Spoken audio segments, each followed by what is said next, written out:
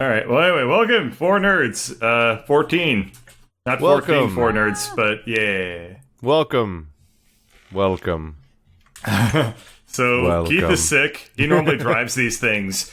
So this episode is probably going to be particularly loopy as a result of having one of our main on our task manager probably being like, stuff like that. I got sick for a good cause. What? Did you donate your health to charity? No, it was an escape room. Oh, You right, did another never told one? us It's like about the your best escape room. reason to get sick. You did another one? Yeah. So you were exposed to everyone's. Well, last week we recorded this on Saturday because Sunday wasn't going to work because I was going to an escape room. Oh, yeah, okay. And that's why I'm sick now. I thought the order was germination. flipped around, but that's fine. Was it Yeah. better than the previous escape room? Did it work? So that's the thing. I never got around to talking to him about it last podcast, but I'd already done a new escape room since then too. Now that I think So about I've it, done what two kind of new ones. What kind of sanitary measures do escape rooms take to make sure that all No. the objects that get fumbled I was around going to say with very, don't- very little, I'm sure. It's a bunch of normal probably has humans. better sanitary things Well, yeah, for that's their because ball the government pits. comes by every 2 weeks and is like, have you been cleaning your shit? I'm sure No it's government's about, coming by. I'm sure it's Like about once a the month, sanitary conditions think. you expect from a laser tag course.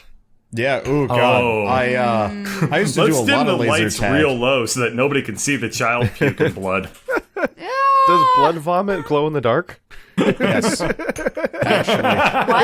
Well, the vomit part would, but I don't know about the blood. Well. Podcast How do you title. both have different levels of knowledge about this topic? Okay, so I used to be a really big laser tag player. I've only played once. I was not a particularly big fan of airsoft or Paintball. Airsoft sucks Ouch. and it's expensive. At yeah, least from what I've airsoft. seen. Airsoft can be really fun if everybody has the exact same level of gear, but everybody always like. There's always that one kid with a $1,000 airsoft like bullpup or Right. something like that, and you're like, Right. dude, get out of here! And you've got like your $30 airsoft pistol that shoots in an arc, so you have to like lob shots and stuff. Those were good times up until the one kid got serious about it. Anyway, so I didn't like paintball or airsoft much, but we had a laser tag place that was like half an hour away up in Danvers when I was in Massachusetts.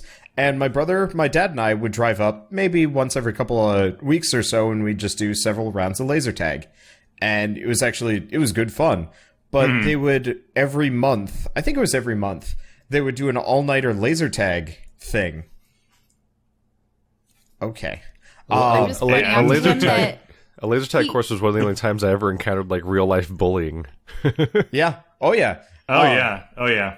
So, About like Wander 30-year-old had known men. of Well, A can good I music guy. can I finish my story without you tapping the on my problem is shoulder? The song that's currently playing on Twitch is one of the no-go songs. Ah, whatever. Okay, I'll fix that. There's a musician that allows you to use music on streams and YouTube videos, but there's a very short list of maybe about 20 songs that are either under copyright or can't be used. And the first song that comes up happened to be one of them, and I remember the title. I'm like, no. Okay. No one, but no one Anyway. can hear the song in, Yeah. in the videos. Yep. Yeah. So anyway, so they would do all night streams, and my brother, my dad, and I would actually, well, not streams, sorry, all night laser. Sorry, look, No, keep going. it's keep going. baked into my head now. But so they do all night laser tag. Not Iron Man's, but you'd be going for hours, and they'd have like several groups that would cycle through and break time, and it'd be like a bunch of people. And it was actually like a lot of fun, but it was usually also like older people, so very frequently like college age kids as opposed to kids. Right. So the games tended to be a little bit more intense and stuff, but he also tended to get like some shadier Dicks. folks too, and some Yes. dicks. Yeah. So we had two guys that were drunk, getting a fist fight in a corner. That's where we got the blood vomit, because one guy beat the shit out of the other, and we didn't find him until later because they were apparently really quiet. But he had apparently We're gonna one fight. guy.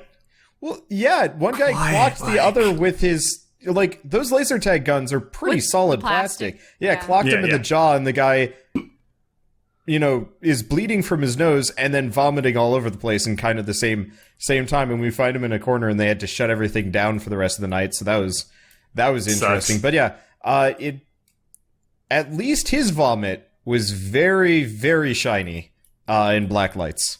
Anyway, Keith had a story for blood vomit too, right? I really brought this all on with that weird joke question. Yes. Well, I triggered something. You did. We can talk about anything. So I talked about the bullying thing. It was there were the older, much larger older kids would steal the vests off smaller kids and just take it in the corner and shoot it over and over again. Oh, that's like literally not playing the game at that point. I actually same vein, but kind of vice versa. I was an older kid, and I had some like little kid, like shitty little brat kind of character. I'd seen him before, and I was like, this kid's gonna be in trouble. Like when we're actually doing the round, isn't he? Mm-hmm. We get into the game, and I don't know when he exactly did it, but we're at a laser tag place that. You know, if you were shot, you were out of commission for a couple of seconds. You couldn't shoot anybody, and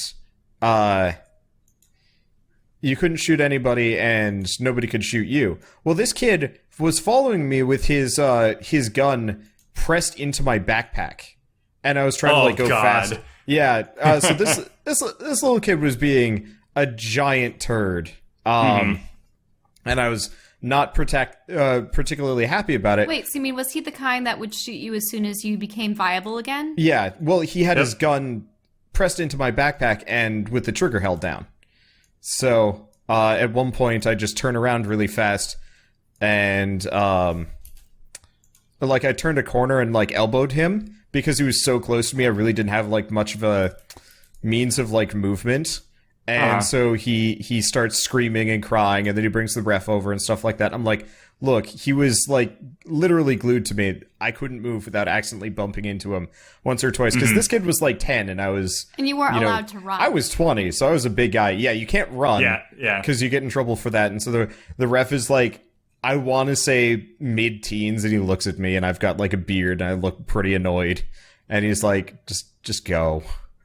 And it was just this sad, defeated, I don't even know how to describe the resignation, but apparently this thing was probably pretty common for this dude. Mm-hmm. Damn. Who was this? How old was the ref? Younger than me. Teenager? I was gonna say, they're not telling a 20-year-old dude what to do. Sir, you need to obey the rules. Now, it would be better if there was a system for you to have limited ammo, or, you wouldn't be able to continually hold... I mean, the real system is don't be a dick, play laser tag normally, and you generally do better. But the guns are semi-automatic, so... Yeah, even with this kid glued to my backpack, I still managed to pull first place, so it's just all right. When I'd always played laser tag, we had limited ammo. Oh, really?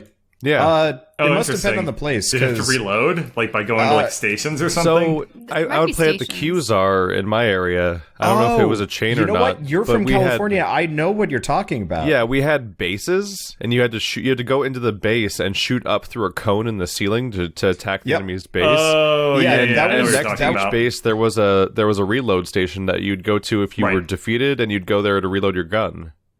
Yeah, that was... Yeah, some laser tag arenas did do stuff like that. That true. Was... Well, it's actually kind of a regional thing, I think. Because when I was in California, reloading was super common. I got to the East Coast and reloading was not a thing. And I had one other friend, my roommate from freshman year. We did laser tag... sophomore year, I think it was.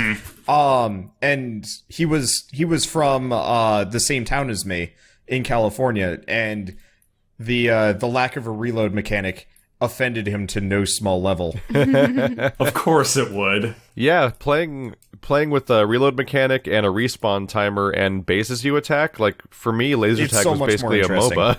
Yeah. Oh yeah, absolutely. That's a way better game. I mean, it's pretty much like Counter-Strike versus Quake-ish. Right, true.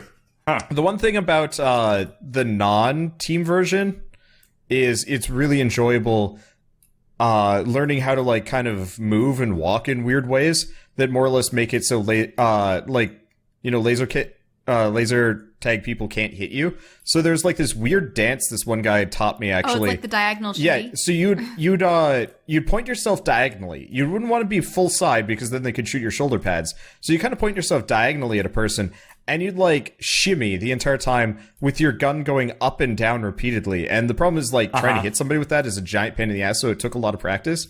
But like this guy was very, very intent on like teaching me and my brother because he's like, I'm going to be here all night and you people look like you're fun. And by the end of it, we were stupid good at laser tag and it kind of lost some of its magic that day.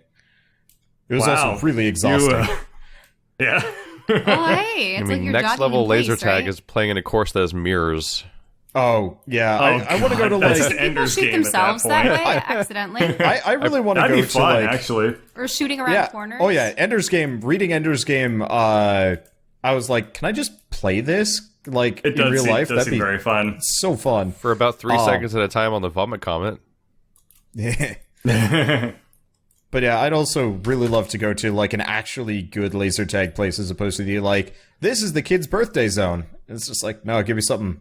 I played it at some point in Vegas where they had 2-story. But the Vegas version is amazing. Yeah, they had 2-story structures with ramps you can go up and down, and they had mirrors. So there was just next level stuff going on, and they had a leaderboard. Stellar laser tag.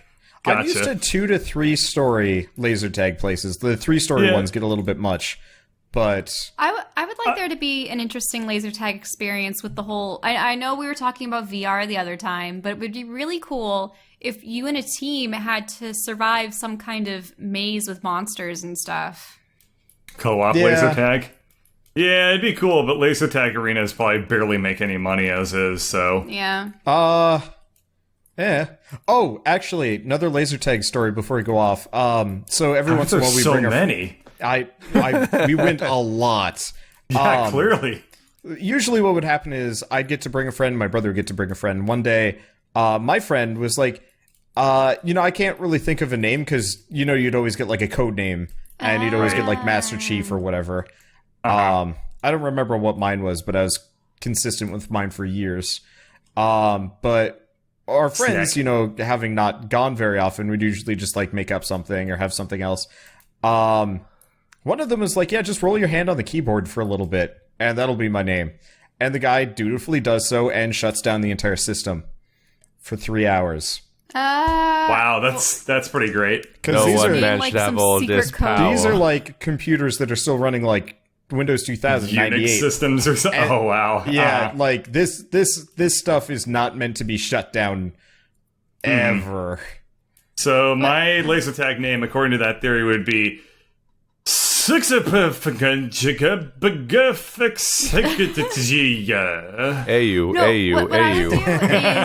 Madden. Instead of the whole like finger rolling, what you should do is you should claw your like fingers in such a way that you have them all outstretched and just smash them down so that you hit 5 keys simultaneously and see what happens.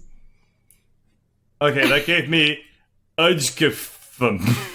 Okay. The problem is there are not enough vowels to justify that level of shenanigans.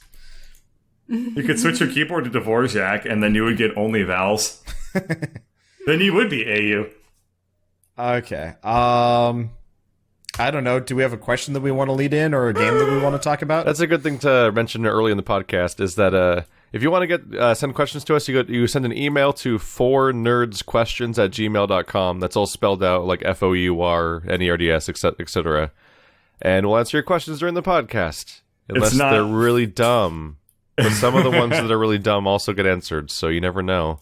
Sort of. The dumb ones are the ones where I get up out of my chair and go get a disdain. Drink. Yeah. Sometimes the email should be the number 4 OUR NERDZ. Stop it. A second Z. Everything it says is wrong. KWE. Okay. Yeah. Anyway, do we have any questions? Quad 106 point questions. Wander brought it up. So, we kind of sidetracked from me saying that I was going to escape rooms. right. Oh, yeah. Can you tell us about the escape room that made you sick? So I had a long talk about the crappy one that was basically 5 crappy riddles and a technical problem causing it to not solve itself for 20 minutes, and then we just left. And Yeah. so it was a 1-hour thing that we could have solved in about 20 minutes, but we spent 20 minutes waiting for something broken to work, so we were overthinking it for 20 minutes. Right, This other place I've gone to that was hotness. fantastic. So if anybody's in the like Sacramento-ish area, there's a place called Enchambered, which is brand new. It just came in, and they have 2 locations. They have 2 rooms now, and I've done both of them, and they're both fantastic. Like, they have straight up, like, atmosphere and theming and ingenious little puzzles and, like... the first one I did had audio logs. Neat. Like, you found a brain in a cabinet, and you'd put it on the brain scan thing, and it would play a video of, like, that guy's memories. That's, like, which was, funnily enough, warning you not to turn off the power, which is what caused the 1-hour countdown in the first place and stuff like that. Oh, see, that's the kind of storytelling that we were discussing. Yeah, that that's good. There's a bunch of cool little really things where room. you'll open up a cabinet that seems like it's just a cabinet, and it turns out to be a crawl space into an entirely separate room, and you don't know how big these entire places turn out to be. And then the second one we did was 3 times as big as the first one. Out of the 2 that they had there, they had a 8-person and 12-person puzzles, really big, involved, complicated things, and the whole thing's run in C++. Like, they have programs running the whole thing, so they have all these complicated builds where they have, like, magnets and chips and things like that make it so that they can kind of do, like, magic, quote-unquote stuff. That's like pretty Jumanji freaking things. cool. Nice. Oh, so like they can move pieces on boards and such. Yeah, because like if you don't have resources, your whole escape room is a bunch of like locks and keys and combinations and riddles and stuff. But they could do stuff like give you tarot cards that were a little thick to be real tarot cards because they were like cardboard thick. But that's because they had something in them, obviously. And you'd put them like on a table in a certain order, like you would in a video game where they can get away with that kind of stuff. And but then then like a chain would pop off the door on the other side of the room and stuff like that. And you're like, oh my god, we did a magic. So they have the budget to make a good experience. Yeah, like there was was a lot of really creative like there was puzzles that were like that felt like keep talking or nobody explodes, where 2 people can't see what the other one are doing, but they have to communicate back and forth to solve a puzzle and stuff like that simultaneously. Beautiful. And like all these cool things are like revealing hidden messages with different types of lights and mirrors and hidden compartments. And it was a really cool experience. The only bummer about escape rooms is that you have to deal with the fact that they're multiplayer. So it's all about a big group of people. The cool part is the communication puzzle of trying to keep track of what everyone's done so far, so you can actually be on the same page, and because so much stuff is happening. But you have to accept the idea that you're just going to not get to do a lot of stuff, because like a bunch of stuff is getting solved all around you, and you just don't get to do it all, and that's frustrating. Because when you want to experience everything, like I almost wish I could spend like 6 hours there instead of 1 hour, but just alone, so I could look at every single puzzle myself. But yeah, that's a really cool experience, and I finally got to do proper escape rooms. So the room you did last week was that one, and you did another escape room where you did the other room they had available? Is that what you were getting like at? a month ago I did one called Containment Breach, we just did one called the Whispering Halls, which was three times the size of Containment Breach. That's how many the rooms 2. do they Halls offer? Whisper? Just the 2? Okay. They're currently building their 3rd one, and they also have plans for a future zombie apocalypse one. Ooh. Supposedly I you hope have that these things end up being successful, you know? Because they sound extremely fun from everyone I've heard. Is the zombie apocalypse one going to be one where there's actually zombie like opponents, or do you have to find a cure, or is there like something? Oh, hey, I hope not somebody actually just found it in chat. They found the SCP escape room. The funny thing about that is it's called SCP Containment Breach. So immediately I'm like, the horror game? It was called SCP Containment Breach, but it had nothing to do with the SCP Foundation, like, creepypasta website, or the horror funny. game. I wonder if there's like a copyright issue. I assume nobody owns SCP, so I assume not. I don't know. Maybe I think it's all public domain. It's also probably something. The acronym probably means like Sacramento something something also. So it probably doesn't matter that much, but I would assume that SCP is probably public domain. It'll be interesting to see if the zombie thing turns out to be an Icarus moment or something, because their ideas are super ambitious, talking about like limited ammo and limited resources, and I assume that it's going to be like a reverse escape room where you lose access to rooms over time. Mm-hmm. You probably are slowly the zombie outbreak's probably slowly pushing you through the place, and the rooms are probably getting locked off behind you and stuff like that. Like, I have no idea how they're going to do it. If you solve it too slow, you die. That'd be cool. I think so. And then you die in real life. Somebody comes out and shoots you. I mean, not that. Those are a fun experience, and we solved the last one in the last 5 minutes, which was really pulse-pounding stuff. I thought you meant you solved the entire room in 5 minutes. It was like, oh no, we solved it in the last 5 minutes. Actually, a pretty pathetic experience. Because you have 1 hour for each, and we were down to the wire for the second one. That was tense.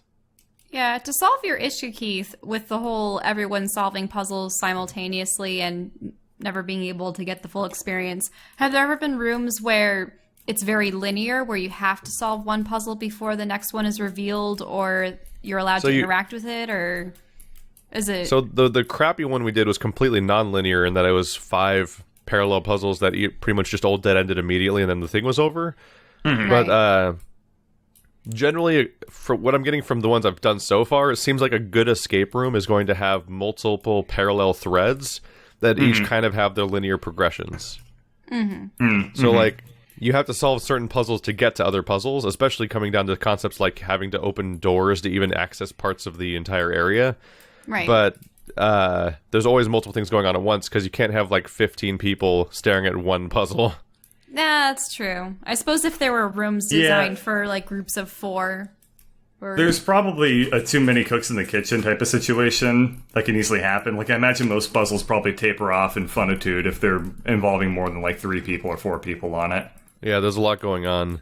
They also add some fun to it by having they give you one... They take away all your stuff. You can't have phones or any tools or anything.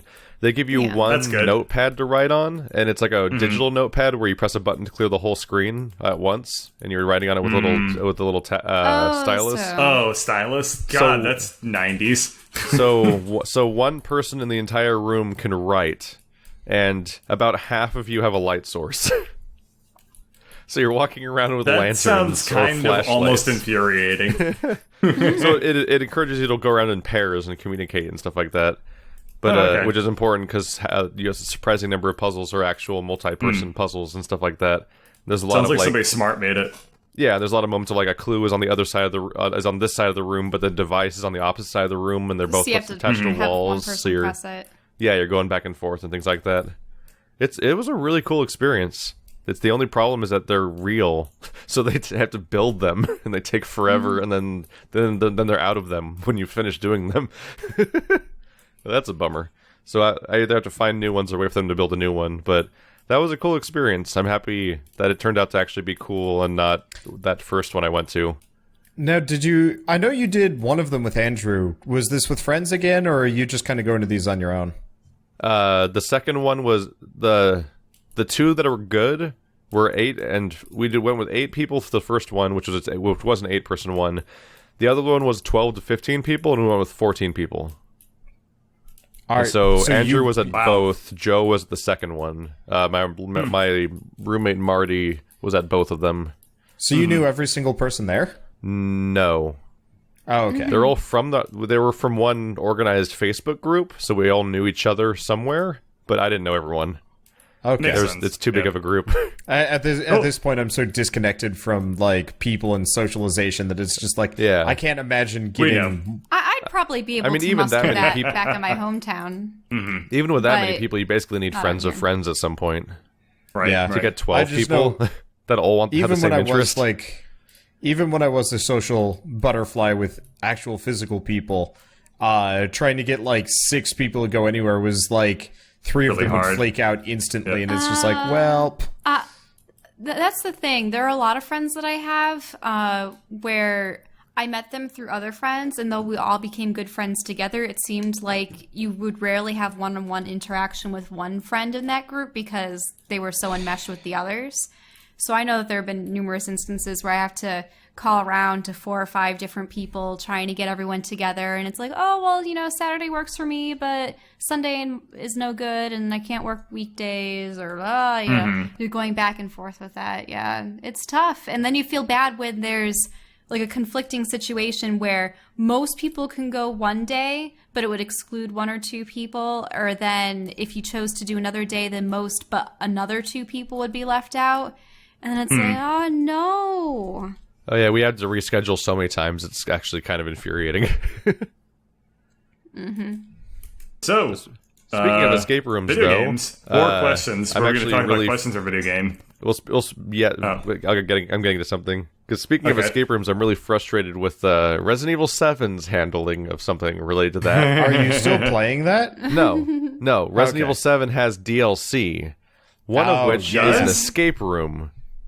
It has DLC. It's been around for like a month. Yeah, I know. It launched with DLC on PS4. God, it's AAA, so they don't care about I forgot standards. about that. They'd released the DLC on like the last day or so. Oh, come on. They released the DLC on like the last day or something like that. That I was at Stainless's place, and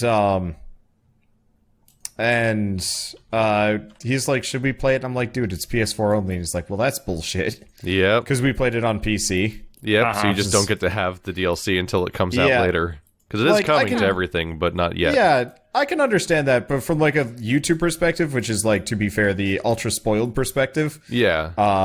It's okay. The idea of anybody doing that is just down to Rooster Teeth complaining about cloud syncing problems for their work video game consoles and their like home video game consoles. They're getting the really, really specific problems that only they have. Right, true. Mm-hmm. But the issue I have with the DLC, besides obviously, it sucks that it's the day one DLC, so it was held back, obviously, and it sucks that it's timed exclusive for certain platforms, because that's irritating. It's also bundled. It's actually a required bundle in that it's not, you can't buy the specific thing you want. Like, there's a $30 season pass, which is already a huge ask. But then the individual DLC itself is like $10 because it in itself is a bundle of 3 DLCs for some reason, instead of being 3 DLCs. So one of them is some attempt at like having a Resident Evil roguelike or something, where you play through an area and elements of it are randomized and you try to get through it without dying and it starts over and over again. One of them's a survival mode, because there's always a survival mode added to every Resident Evil game. And the other one's the escape room I want to play. But I don't want to pay $10 for like a 1-hour escape room in a video game when that comes with 2 things I don't want to play, because the other 2 don't really sound fun to me, which is frustrating. So I assume the escape room is themed basically like the Happy Birthday room all over again. Yeah, okay. It's actually the same character. I figured as much. It's Clancy again, but presumably beforehand. Oh, so it's like the Clancy's the character Clancy that gets kidnapped in Clancy's the VHS character you play in the demo and the first level of the game, and they use him as an excuse for various DLCs, because you can play as Clancy in a bunch of scenarios where Lucas is probably screwing with him. Yeah. I mean, the dude can only take so many nails to the face, though. I mean, you have to think like, you have to think like maybe the first couple of escape rooms they're going easy on him. Probably. That's how one of the game goes. But Resident Evil 7 is really neat. Yeah, I liked it, and I didn't like it. It was weird. I think watching it was pretty bad, honestly. From my perspective, I liked the idea of it, but I didn't actually like the game until I hit the boat. Once I hit the boat, I was all on board. The boat really turns the game around. Before that, I was just like, all right, I have no real interest in anybody here or any of the things that I'm doing.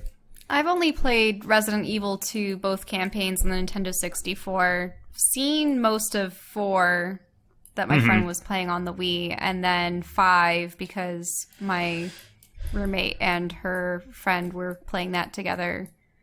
Yep. Talk about a series that really went off the rail, though. When you outline all those, I think like, oh yeah, that's what that game was like. Oh yeah, that's what that game was like. You just made me realize what's missing from this game. What? 7? What? When Shalt said both campaigns. Oh yeah, there needs to be like like an Albert Wesker campaign. There should be like a Mia 100% campaign. had an alternate campaign, though. Well, it was just cooked into the game, hidden behind an alternate ending, sort of. Yeah. No. So in Resident Evil 2, it was you had the the choice of doesn't lead playing to as big changes.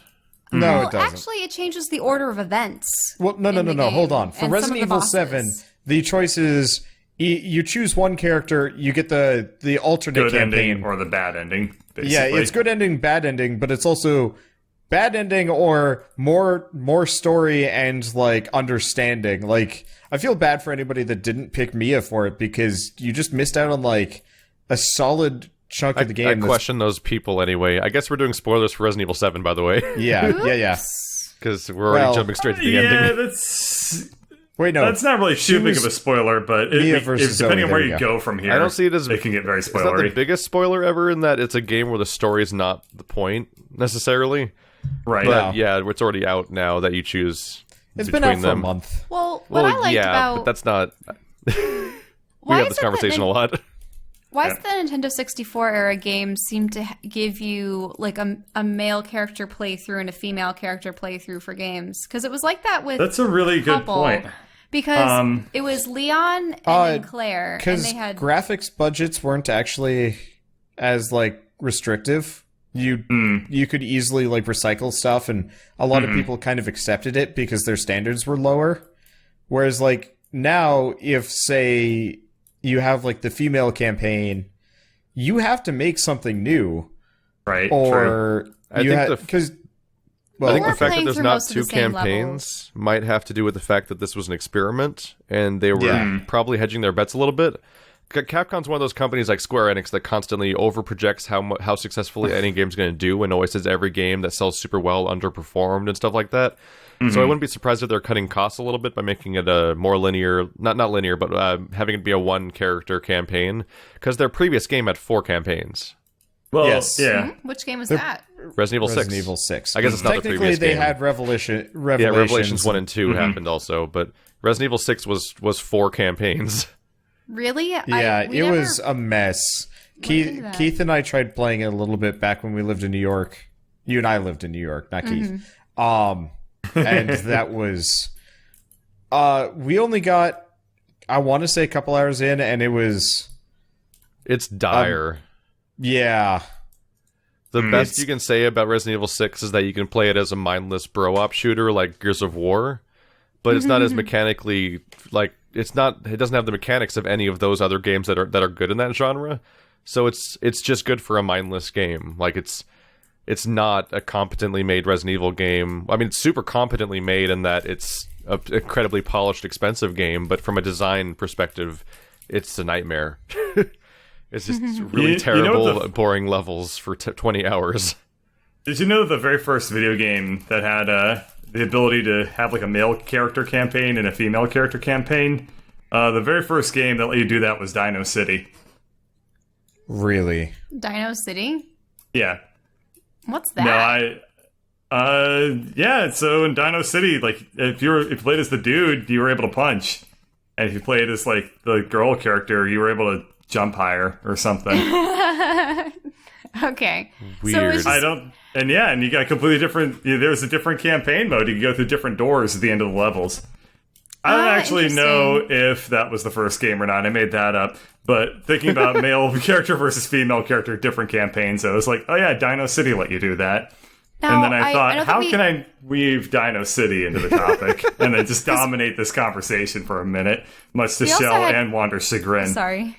Yeah, we also had Castlevania 64, I believe. Oh, what a shitty game. I know. Bouncer. Oh. And I just remember that there was the whip, and that was the guy's weapon, wasn't it? Yeah. The guy had a whip, and I don't remember what the chick had. Yeah. I just saw my brother playing through it at one point, and he was trying to cheese the game. I have such a weird... I want to go back to Capcom for a second, seeing as you were mentioning Capcom being, like, super... Who owns Castlevania? Konami, so it's dead. Yeah. Oh. It's okay. Wait, It's just one of the best gone? franchises ever made. It's okay. Castlevania hasn't been good in like 20 years either. Yeah. Yeah. Also because of Konami. There was a time when it seemed like all of these high-end games were making fighters, like one-on-one versus fighters for a while. Yeah. What was it? Anyway, can I say my thing? Sorry. Sure.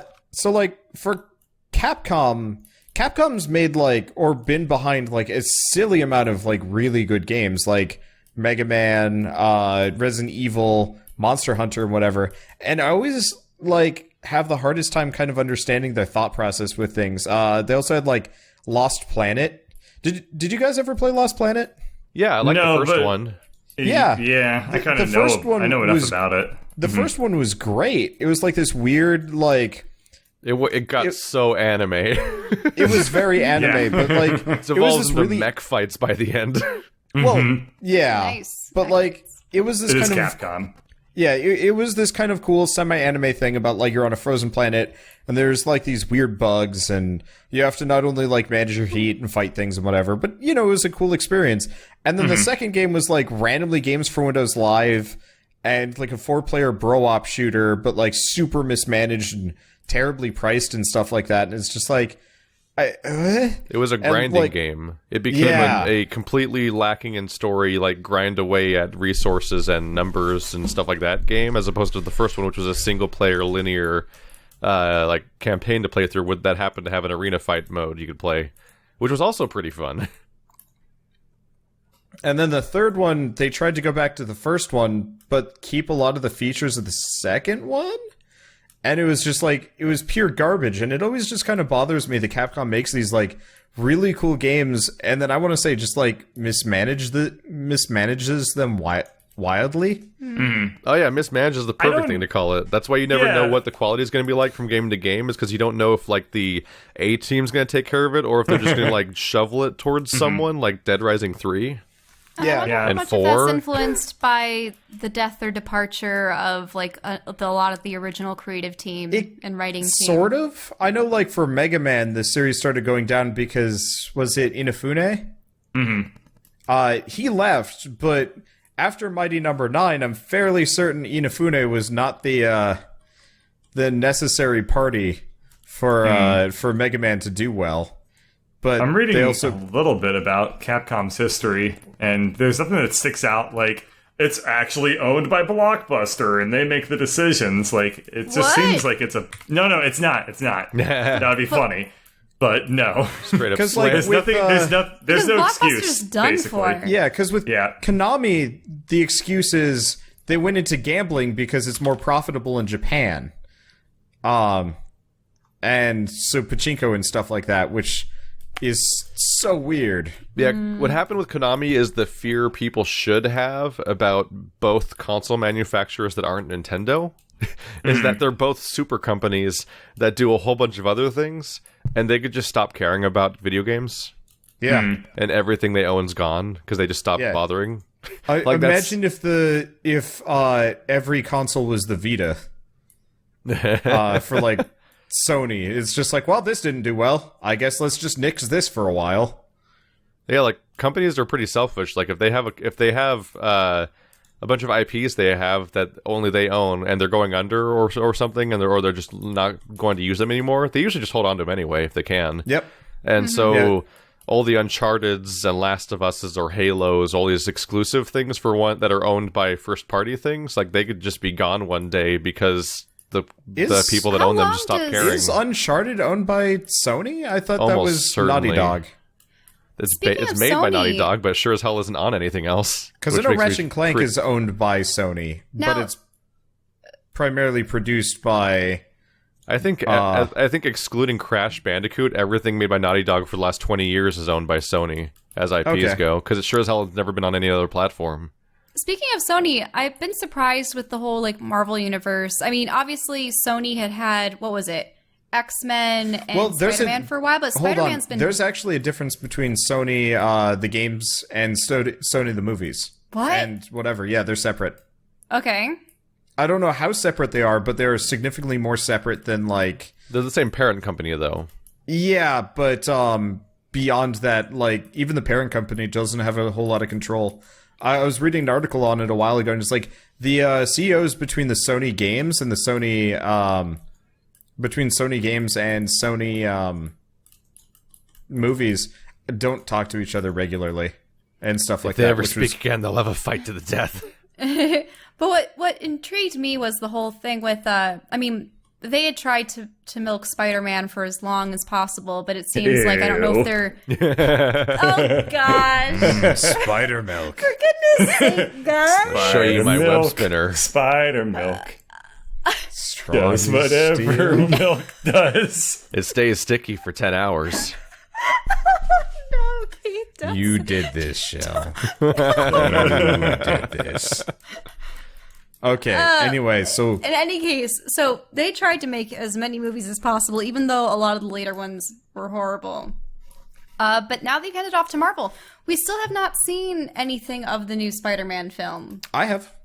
What? They've had a lot of trailers. You're just not paying attention to it. Okay. Well, I know It looks like it's going to be good. They're also integrating him into the Avengers and stuff. So it's interesting seeing like the actors change over 3 times. But in any case, and then the X-Men series is going strong-ish. First Class was good. Whatever the one after First Class was pretty good. Apocalypse was atrocious. Oh, Days of Future Past. And anytime they ever have anything to do with Wolverine, it's just Hugh Jackman. give up. Like, it's weird. Hugh Jackman's a decent actor, but whatever they write for him is just like drivel. Well, that's when he had all his spin-off films as Wolverine. We watched the one that took place in Japan, and that one was pretty bad. But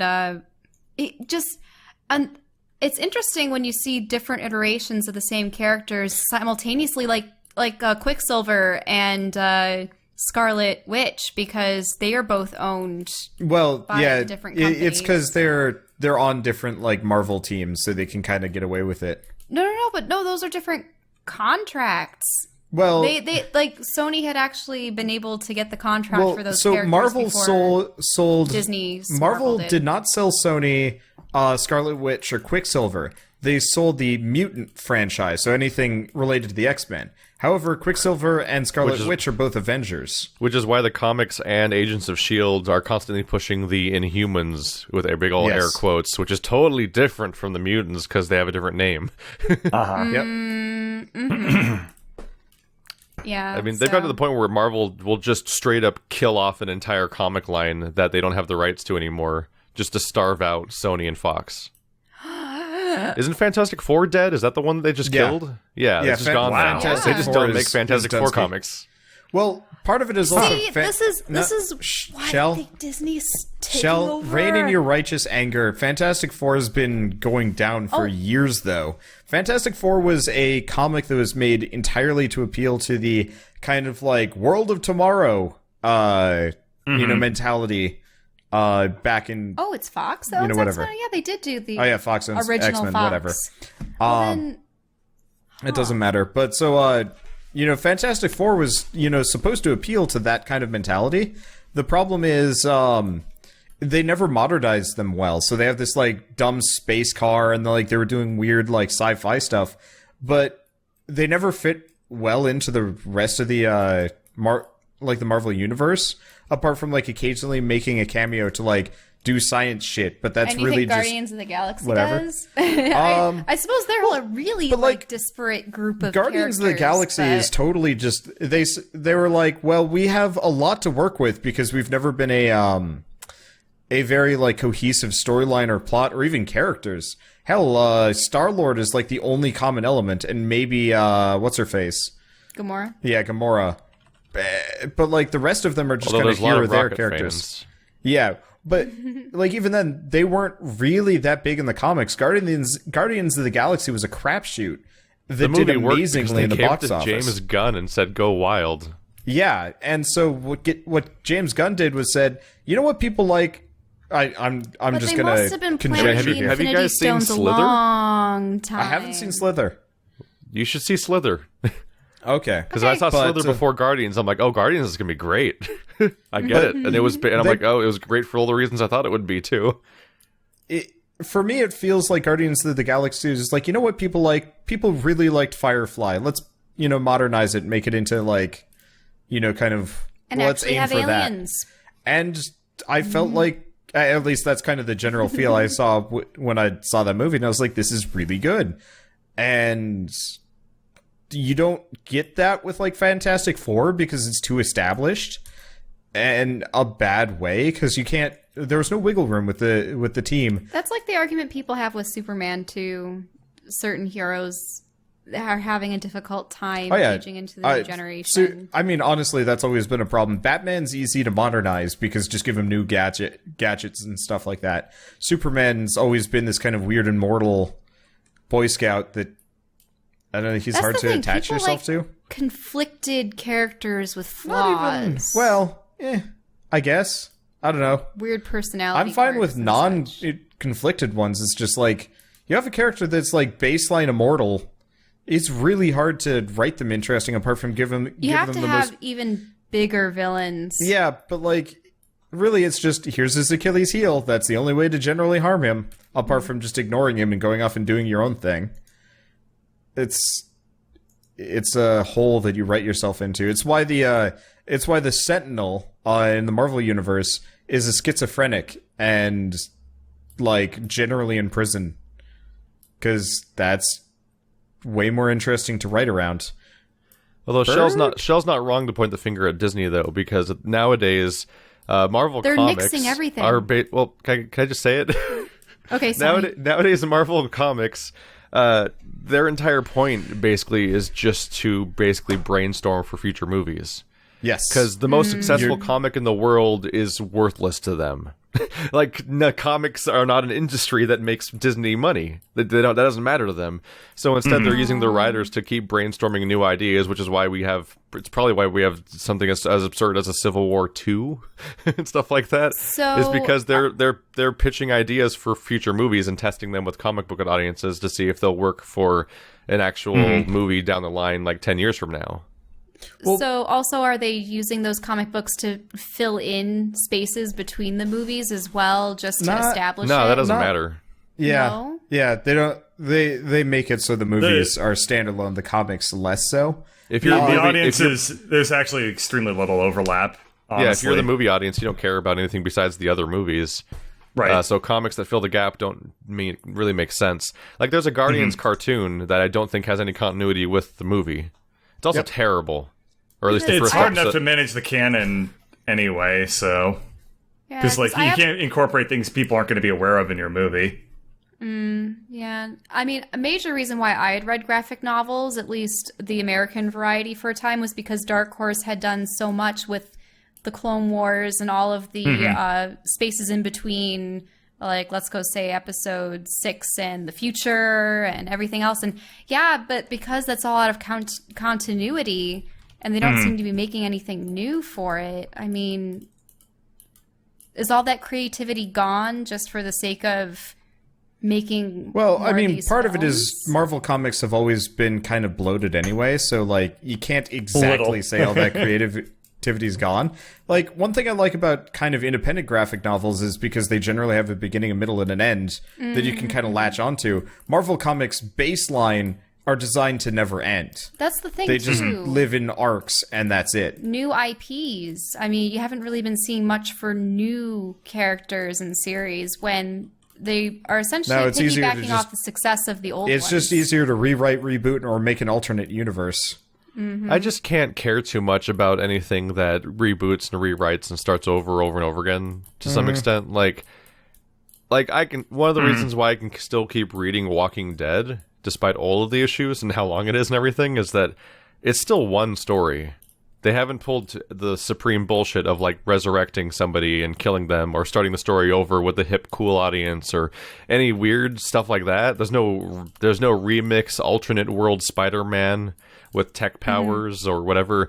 Like, that was the cool thing about, like, as a kid who didn't know anything about comic continuity and the bullshit that it entails, is I watched the Batman cartoon, which was amazing, and then I watched its follow-up cartoon where Batman's old now and Tracy's the new Batman, because I'm like, yes, that's how stories are supposed to work.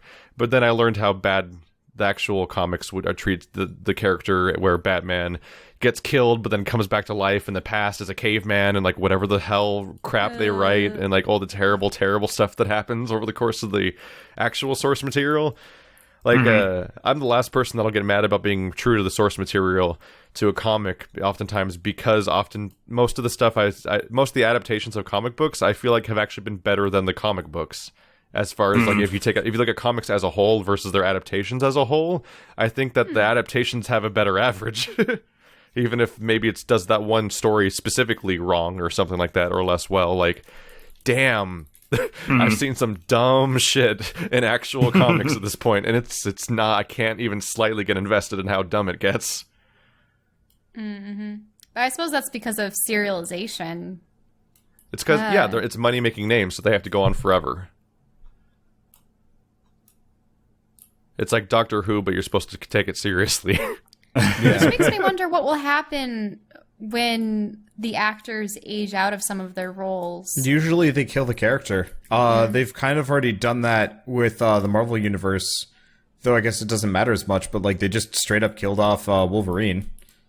At least for the time being. I don't think they've brought him back yet. He's been dead for a couple of years. Oh, you mean the comic character? She means the actors.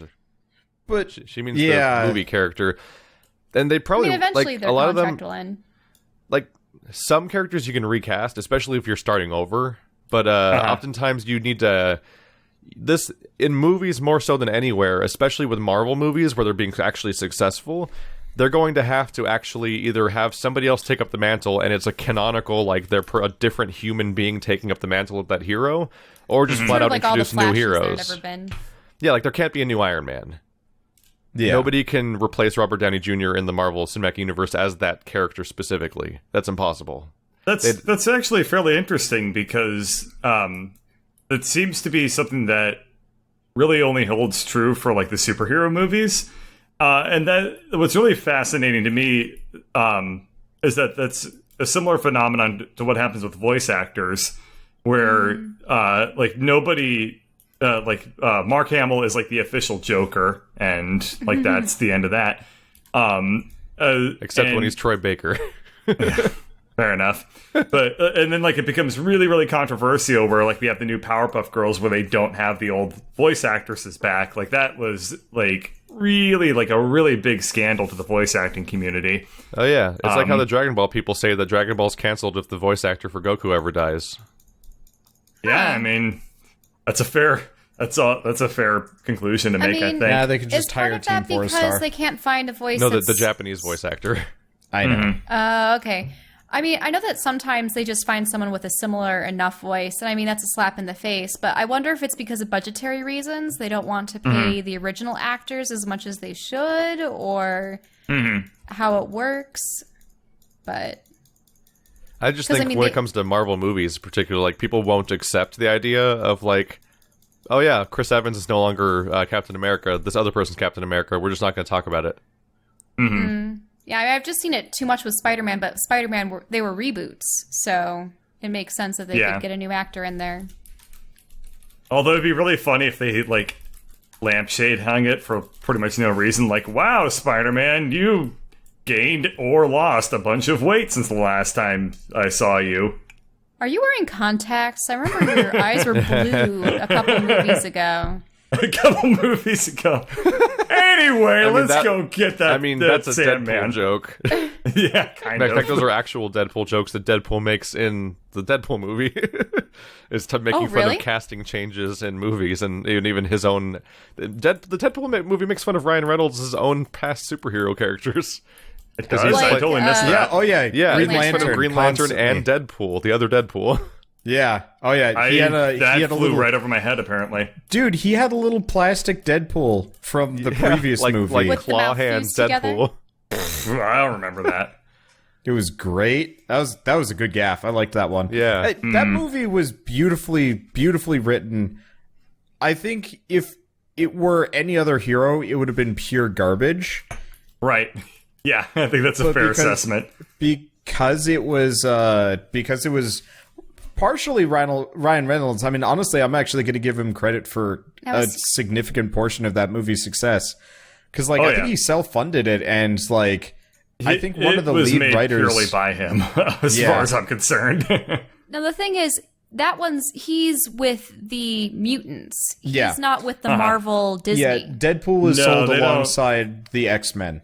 Yeah, so they don't he's like there with him. Colossus and Super Childish Boom Boom or whatever her name was. Supersonic Radioactive Teenage Explosion. Negasonic. Yeah, Teenage Warhead, I believe. Negasonic. That might have been part of her name. Yeah, I think it was Negasonic. Girl. That's a Sonic that's really fat and slow. No, not girlfriend. Deadpool girl. Negasonic Teenage Warhead. It's a great name, except for the part where you can't ever remember it. You would think that they would just call them Warhead. Apparently, she actually was a. She's a real character. Yeah, barely. I've read a lot of X-Men comics. Oh yeah, new X-Men 115. Yeah. Oh, I remember. Yeah, you got to scroll for a while when you search her name before you get an actual comic book panel, as opposed to pictures of the movie. Well, she was barely a character. Like the new X-Men, the X-Men comics love to do the reboot thing, where it's like, here's a new line of young X-Men to kind of reboot the X-Men without, and let's have the old characters be. Okay, she looks like a Dark mentors. Souls NPC. the actual comic character. Yeah, the one you're looking at with the kind of like weird gray skin. Yeah. Yeah, she does. But like, they like to reboot it with like new kids and whatever, and like new powers, and then they kind of conveniently kill them off when they don't do well because they're obviously not the original. The original people. It's hard for people to associate with but the thing is, if they can do something with Guardians of the Galaxy, which was relatively unknown to most mainstream audiences, they should be able to create new lines of heroes. Yeah, like Suicide Squad. Yeah. All it takes is writers and innovation and creative force and other things that people don't spend money on. Yeah, like Suicide Squad. It's part of the reason why I'm always so meh reminding me of about that. like, We have a whole podcast on that one. It's part of the reason why I'm always so. Another. Okay, here we'll go watch Suicide Squad and then we can do No. I don't want to take my mind with that.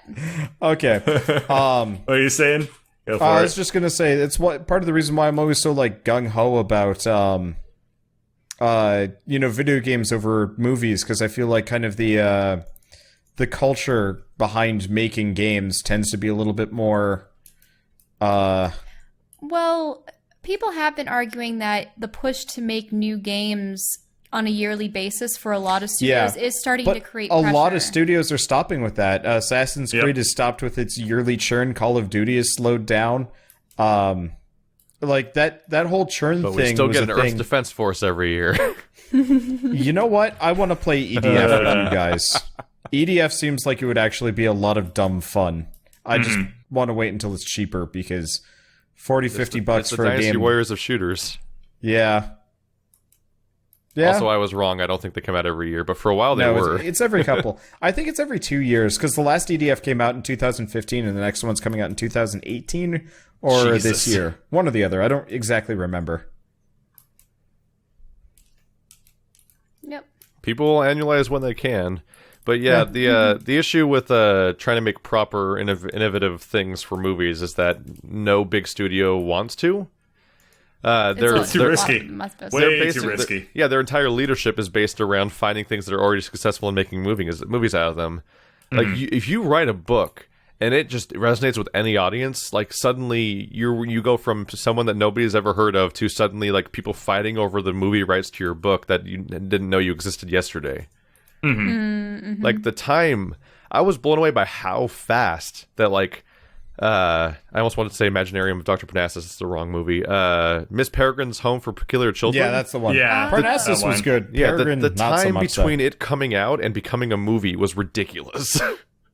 It was a new, like on the order of months, right? Well, I mean, I read it on my geology trip right around the time like when I was starting my YouTube channel, basically, and it was and it's already a movie this year. And Yeah, so not months, but like I think they were years? finishing the movie before the second book was even done.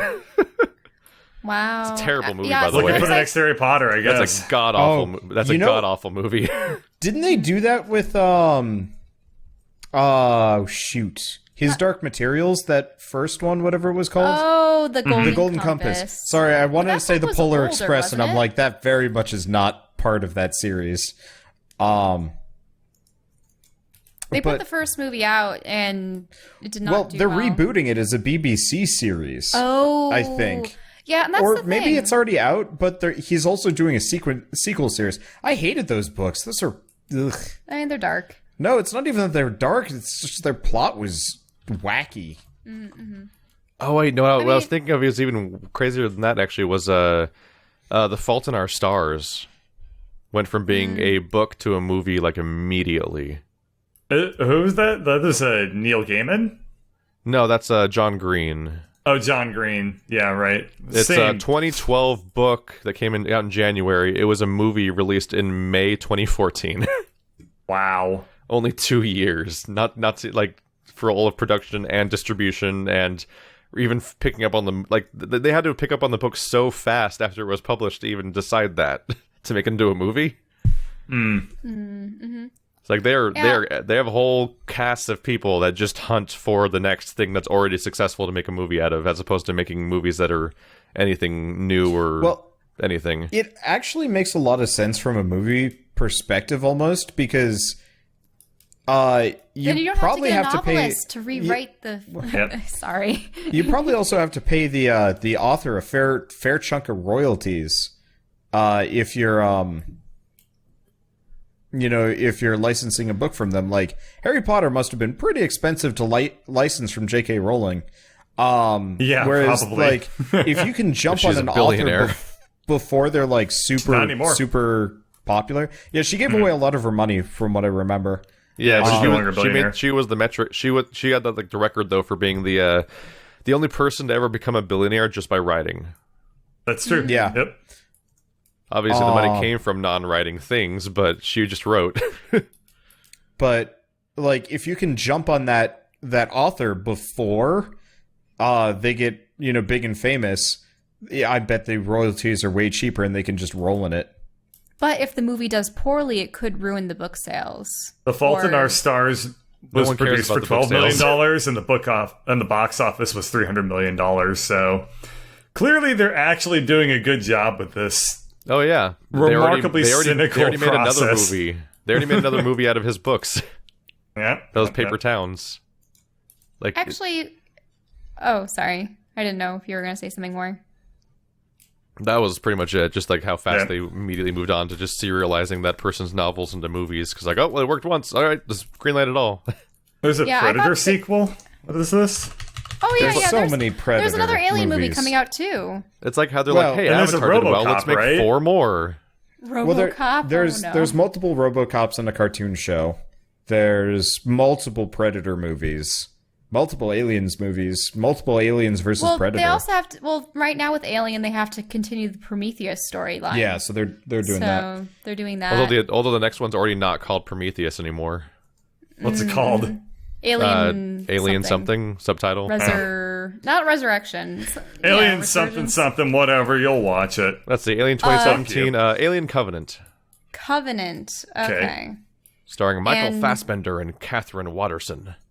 Yeah, Michael what's she gonna Fassbender. do? Get him a new body? As I recall, his head had been torn off at the end of the last film. I just find so it becomes a dragoon. This doesn't have the Dragon Tattoo girl's name in it, so I guess she's already out of it. That was fast. Wait, it doesn't? Yeah, Rooney she's Mara? not. She's not in the list of starring people. But she was the one that survived and Too was bad. going to take the ship. She's not Sigourney Weaver, apparently. Okay. They're not sticking with that protagonist. Yeah, it's okay. She's just a super badass that gave herself a C-section and Mad ran. Max? Whatever happened to Furiosa's movie? I don't know. I think it's still being made. Probably. I mean, the last one took like 20 years to make, so... Yeah, Mad Max movies take an inordinate amount of time to film because they don't do CGI. So that means they have to set everything up manually, which is kind of a pain in the butt. The manual cars are beautiful, though. Oh, yeah. I'm not going to disagree with you on that. It's mostly just... It is real cool watching that live-action giant supercar crash. Yes. I never saw Fury Road. I really should. It's you really should. It's I watched Scarface the other day. That was my contribution to catching up in the world of movies. Like I don't know if I'd call it my favorite, but Mad Max Fury Road might be the best movie in the last 5 years. Like just sheer quality and competency and like tightness of a script and beautifulness and every single technical level, like how you make a movie from like script writing to directing and everything. Like it's great. It's been criminally underappreciated for how good it is. It's like, an absurdly carefully made movie. From a really wider cultural perspective. I had taken my friends, like my hometown friends, out to see it, and I'd fortunately been able to invite one of them over to my house to see the original VHSs that we had of The Road Warrior and Mad Max Beyond Thunderdome. But the other ones, were going into it completely blind. All they knew was that it was post-apocalyptic and there were going to be a lot of vehicles. And a lot of them really enjoyed it, especially from the writing perspective. A lot of them are writers, or they like to write. So, and switch us gears to something a little bit more modern. Because we should probably go to games. Oh, okay. I just had one more thing about we should videos probably and actually stuff. talk about Resident Evil. Yeah, my Because one we thing, didn't at all. my last thing about, like, you guys had mentioned how some series are being made into, television shows versus films. At what point does one make the decision to make something into a television series versus a film? Because we've been watching The Expanse, which was a book series. So what you do is if you want to make money, you make a movie. And if you want it to be good, you make a show. Yeah. Damn. Yeah. Yeah. Especially for adaptations, which is all they make any nowadays anyway, it's always better as a show. Yeah. They have time to develop the characters and that's a big part of establish it. the world. Like Keith, if you're going to make a movie out of it, it better be like a single book graphic novel. Have you watched The Expanse at all? Or I have heard no of idea it? what that is. Oh. I've been it's watching Legion. Okay. And Walking Dead, but don't tell anybody. So The Expanse is based off of James Corey's like Leviathan Wakes Expanse series. I got really into the books a while back. They're like really low sci-fi, like acceleration in space kills people, low sci-fi. Yeah. People have just colonized the asteroid belt and Mars and the moon. The premise is, mostly just... Actually, the premise is kind of baseline, very similar to some of the Gundam plot lines, now that I'm thinking about it, which is really goofy. But effectively, you've got multiple... It's very keyed towards people that like Game of Thrones, honestly. There's a lot of political intrigue, cloak and dagger shit. There's a disparity between the social castes and classes. The people that are the miners living in the belt, providing the resources for Earth. Mars, which is trying to terraform itself so that it gains a level of competencies similar to Earth. But I have to say, it's probably... like real life. Yeah, I have to say, this sounds like really realistic. Oh, it's a sci-fi show that's on sci-fi. Yeah, that's. I have a rule I usually try to stick to for TV sci-fi shows, is that I usually try to wait until they hit like 3 seasons before I start watching them, because I've been hurt too many times by canceled shows. Right. Well, they're already halfway into the 2nd season, and no signs of stopping. Probably not. The books were always super. Like I watched V and Flash Forward, and I was hurt. Yeah, because they both I just think disappeared. You'd be okay with this one. Yeah, they also have crazy high production values for like a TV show. Like this is movie budget level of like. There's a lot of very high def CGI going into these, and it's like you don't see that outside of movies generally because nobody wants to commit the money to it. It's actually one of the few sci-fi series that I've watched that I actually really like without aliens involved. Yes, I find that I tend to prefer like different alien races and such to add complexity to character interactions, but they really do make the different cultures of humanity very diverse, which is interesting. It's good. People should watch it, which is weird for me to say that. I'm trying to think of Game of Thrones plus robots, and it's just like no Khaleesi is like the queen of HBO robots. wants instead. you to think that that's Westworld. Kinda. Okay, so video games. We were talking about Resident Evil, so you really liked it. I really like it. Okay, so I liked it, but I liked it weirdly. I really liked the intro part before you meet Daddy. Actually, before you even meet Mia. I liked every bit of that game, which is you stumbling around the house trying to find clues and find stuff. The moment it went hillbilly murder bothered me a little bit, just because I kind of lost connection. It got a little campy for me in a weird way. Which is what I loved. Yeah, I wanted to know more about it, but like it was hard to get into. And then as soon as you got out of the hillbilly section and back in onto the boat, really, that's when I liked it again, because it was like, you know, here's kind of this like pseudo horror sci-fi that I can, you know, get back into. Yeah. As somebody who was watching along, I basically watched your entire playthrough. That's exactly how it felt. And I don't know, you probably weren't paying attention to chat whatsoever, but basically everyone was just kind of making fun of the game up until you got to the boat, and then people started taking it seriously. Yeah. Because, I don't know, I felt like the boat was almost... yeah, the boat was almost kind of the perfect experience, because you still had, like, things around. The one thing I always hated about being in the houses is you always had the immortal character that was hunting you, and it wasn't... It wasn't scary anymore, it was just kind of a chore. Yeah, like the monster in the house was extraordinarily uninteresting. Like all the monsters, and then you fight like the big guy, and it's just being shoot him hunted in by the a character eyes was because actually that's pretty a video rare. game. There were long sections where you had to grind for like clues and stuff, running past Daddy. So, like, the moment you start, Jack shows up early at the beginning, and then when you find the tub, Jack shows up. And then when you're nearing the end of the bayou section, the mom shows up. And those are the only times you're ever being chased around by an immortal character in the entire game. It's like an 11-hour game. There are like 4 sections specifically, but like after a while, that's the 3 parts. That's no. I mean, like them. there are 4 different sections where Jack was chasing you, that I distinctly remember. You know, following you around, looking for you, and calling out your name, and I didn't mind it necessarily, but it was hard to enjoy kind of the experience, because it wasn't scary, it was just inconvenient. So what happens is he chases you around at the dinner table area at the beginning, and he's around until you successfully leave that area via the shadow puzzle for the first time, and then he disappears all the way up until you interact with the tub. But then once you get the tub, he disappears the moment that section's over, and he's gone again for the rest of the game. For me, between the shadow puzzle and the tub was like a couple of minutes. I beelined there pretty quick, unintentionally or intentionally. Yeah, for me, the tub was the last thing I did in the entire area. So I had like such a long section of just roaming around the house and scavenging and exploring. It felt like it was really crammed together. Also, how did you beat the last boss? What did you use? Did you have the machine gun or whatever? I just shot it with whatever I had on me at the moment. So I was saving my machine gun for the last boss, being like, you know, I'm probably going to need this because ammo is so scarce by that point. So I did the entire run up to it with just my pistol and my shotgun and some bombs, because like you're probably not going to need the bombs versus the boss.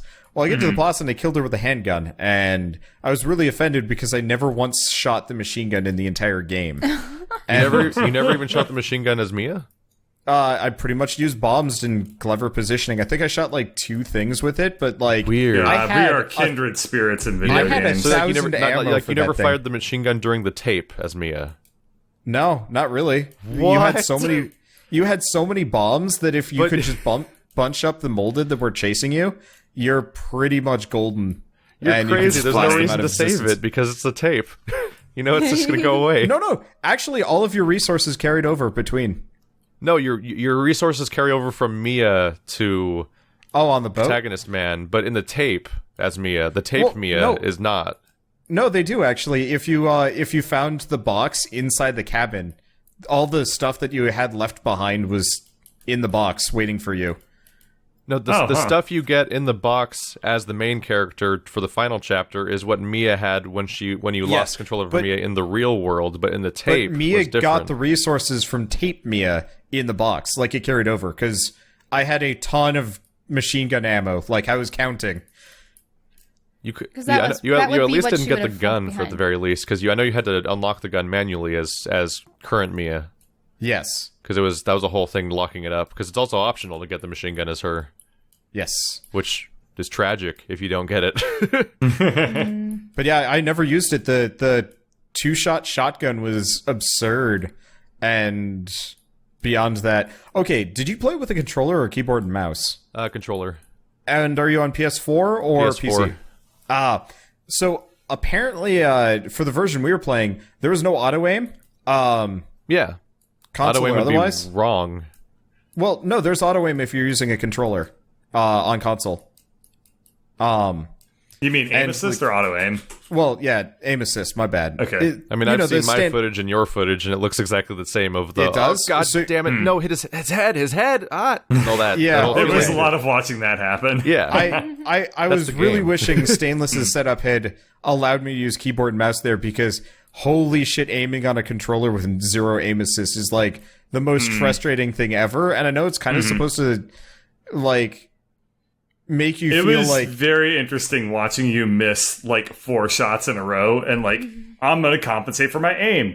Miss. Okay, let's Yeah. compensate. Miss. And it was just like, I started making fun of you, and then The now I consistency sort of with feel which I bad. could miss was amazing. Like, I was blowing my own mind with all my missing. I'm like, holy shit, how am I doing this? How am I missing Was there a so lot of much? recoil? It was so Or amazing. were they No, just it's just like it's so the model's kind of like swiggity swooty all over the oh yeah, place. yeah, Like, yeah, the molded wiggle a lot. yeah, they- when they move it. wiggle Yeah. like See, mad. They straight up learned move from that identically friend to of the yours in Revelation Laser monsters. Tag. Yeah, but like Excellent. it was. Yeah. I mean, it was neat that they were hard to hit, and like it was kind of okay to get into.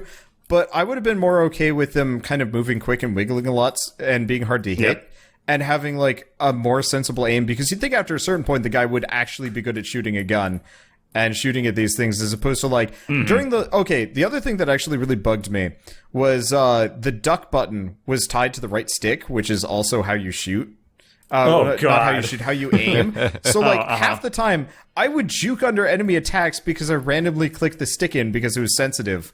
And I was doing like weird jukes that were totally unintentional, and it's just like It was this kind is- of amazing, some of the things you were doing. I was really impressed with myself, Like, but none you of were it was like intentional. ducking under 'cause you've got, like- swinging arms and stuff. It was You've got, like, cool. clenching problems with controllers, right? Where, like Yes. they hurt your hands. Yeah, they Yep. do. And it was well, Stainless had 360 controllers, if I remember right, and so like those sticks They're were extra extra clenchy. sensitive. Yeah, so like I would start shooting at something, I'd be like trying to be really accurate, and randomly I'd suddenly duck just as the enemy would like attack me, and I'd be like, "Hey!" And so it's like best dodge ever, and I'm like, "That was not a dodge." Don't give me credit where credit is not due. I thought, just to contribute something, mostly, the Clancy tape like really was so visceral and so well done. That was, However, watching yeah. you do it twice was kind of hilarious. Because okay, so Keith, here's what he did. He beats the happy birthday sequence, and I was just like, wow, that was horrifying to watch. Did he not And then learn from Wander's it? like. And then Wander was like, I think we can beat it and get a different outcome. Let's play it again. Watching it a second time, like, completely killed the mood of the whole scene, because we you knew played the exactly what tape was going to twice. happen. Yeah, he did I the was like- tape twice. I was like, Oh. I want to see if we I can. thought you were going to 'cause- say he did it the second time in real life and didn't learn from the tape. No. No. That would be really funny if he fucked that up. I But watch no, people he do did that. the tape a second time because he best part thought he of could get a different outcome. Oh, no. And like watching that scene a second time was so funny, because it like Wander's commentary the whole time was like, oh, we could do this, and like this will happen, and like Stainless was like, all right, let's see if that makes a difference, and of course it didn't.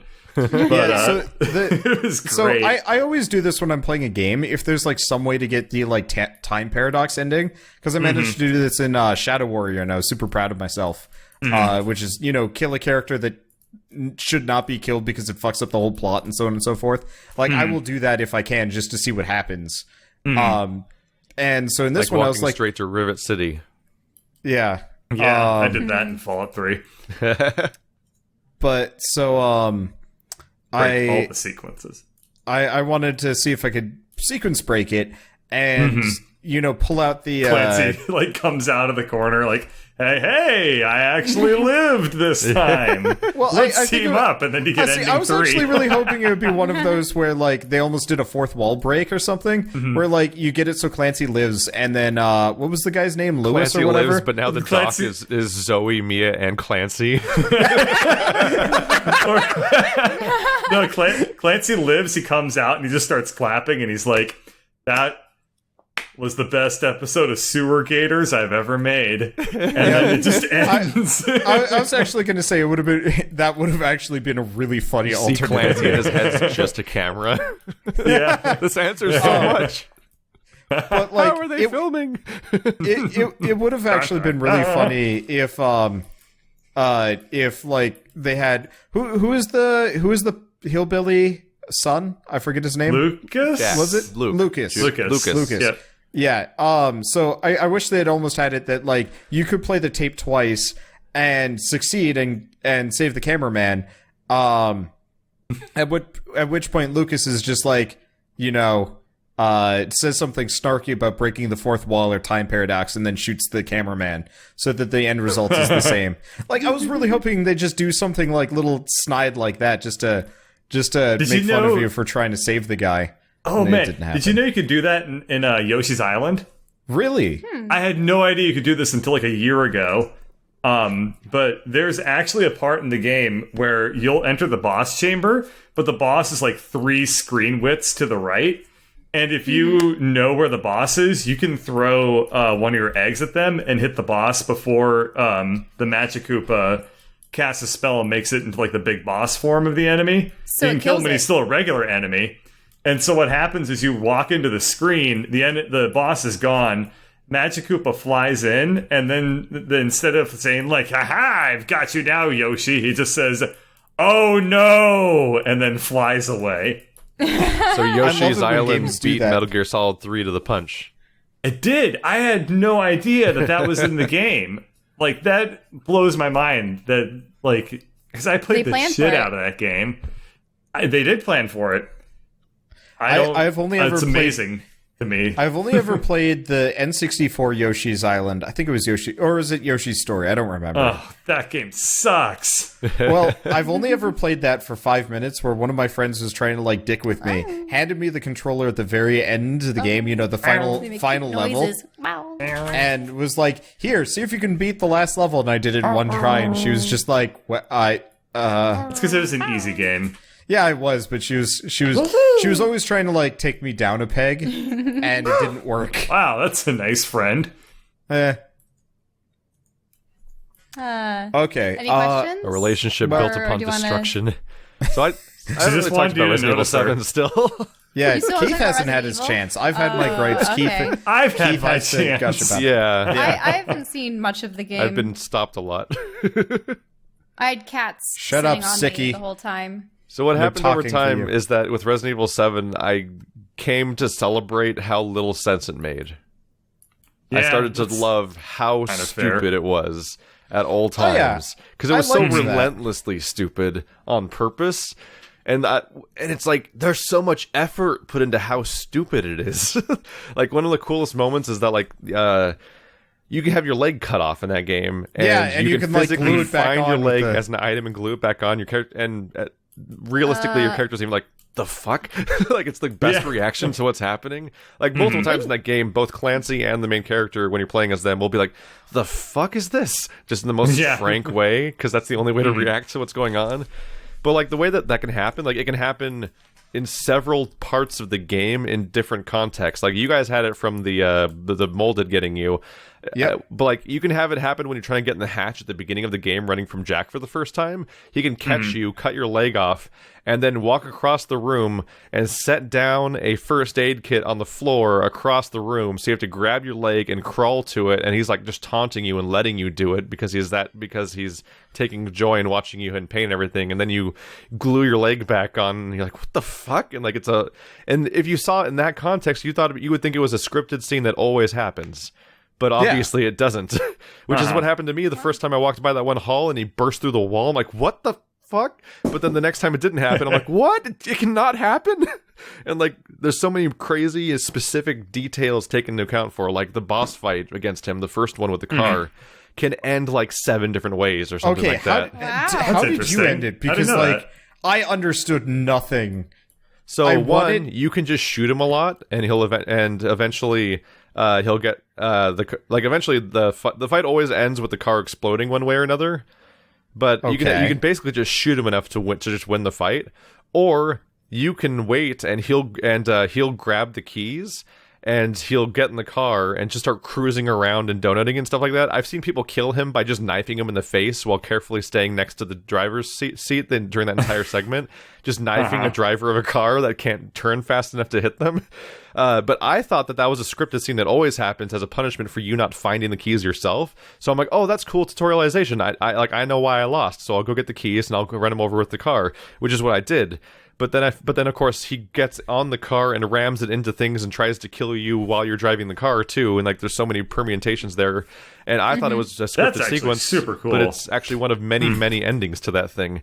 I was pretty okay with it. It's just from my perspective, it was such a like weird anti-game thing to do that it frustrated me to no end, because you didn't know normally what with the boss it's pretty easy to kind of figure out like this is, you know, like I've been playing Zelda a lot, and there's always just one way, and it's pretty damn obvious. Like, here's what you have to do, or you know, maybe on the second try or something like that. And it was really frustrating to be confronted with a boss fight where, as far as I could tell, shooting him did nothing, knifing him never did anything, so on and so forth. So I'm actually kind of surprised to hear, knifing is actually a viable strategy for this. For that fight. Yeah, people knife him when he's driving around in the car, and I'm like, whoa. Like, honestly, I actually gave up on knifing things just in general, because I was like, because it's super dangerous, but people have already done knife-only runs of the game. Wow. Yeah. Then again, the last day I was there, there's the chainsaw fight where I killed him without firing a single shot. Yeah. I did for the phase 1. I just kept kicking bodies into him until I got frustrated and just got pissed and broke his own weapon and went off and grabbed the chainsaw. So I'm like, I didn't even fire a single shot. Ammo savior. Like there's really cool tricks throughout these things. There's so much detail put into some of that stuff, and then eventually, you get to the second half of the game where every boss fight is just a literal boss fight where you shoot them until they give up, basically. But there's like you're going around this big 3D environment that is a straight up like. Everything I know about Resident Evil, which is not a ton because I haven't played the old ones, but I've seen chunks of them and stuff, and like that's a Spencer Mansion. Like you were playing a Spencer Mansion with all these weird gimmick doors that have weird locks on them that are either like a multi-part puzzle or some kind of like color or icon based key of some kind, and you're scavenging around for the specific thing you need to proceed while constantly making the decision to either fight everything in your way or dodge around them, but then deal with the fact that they're always going to be there because you dodged around them and stuff like that.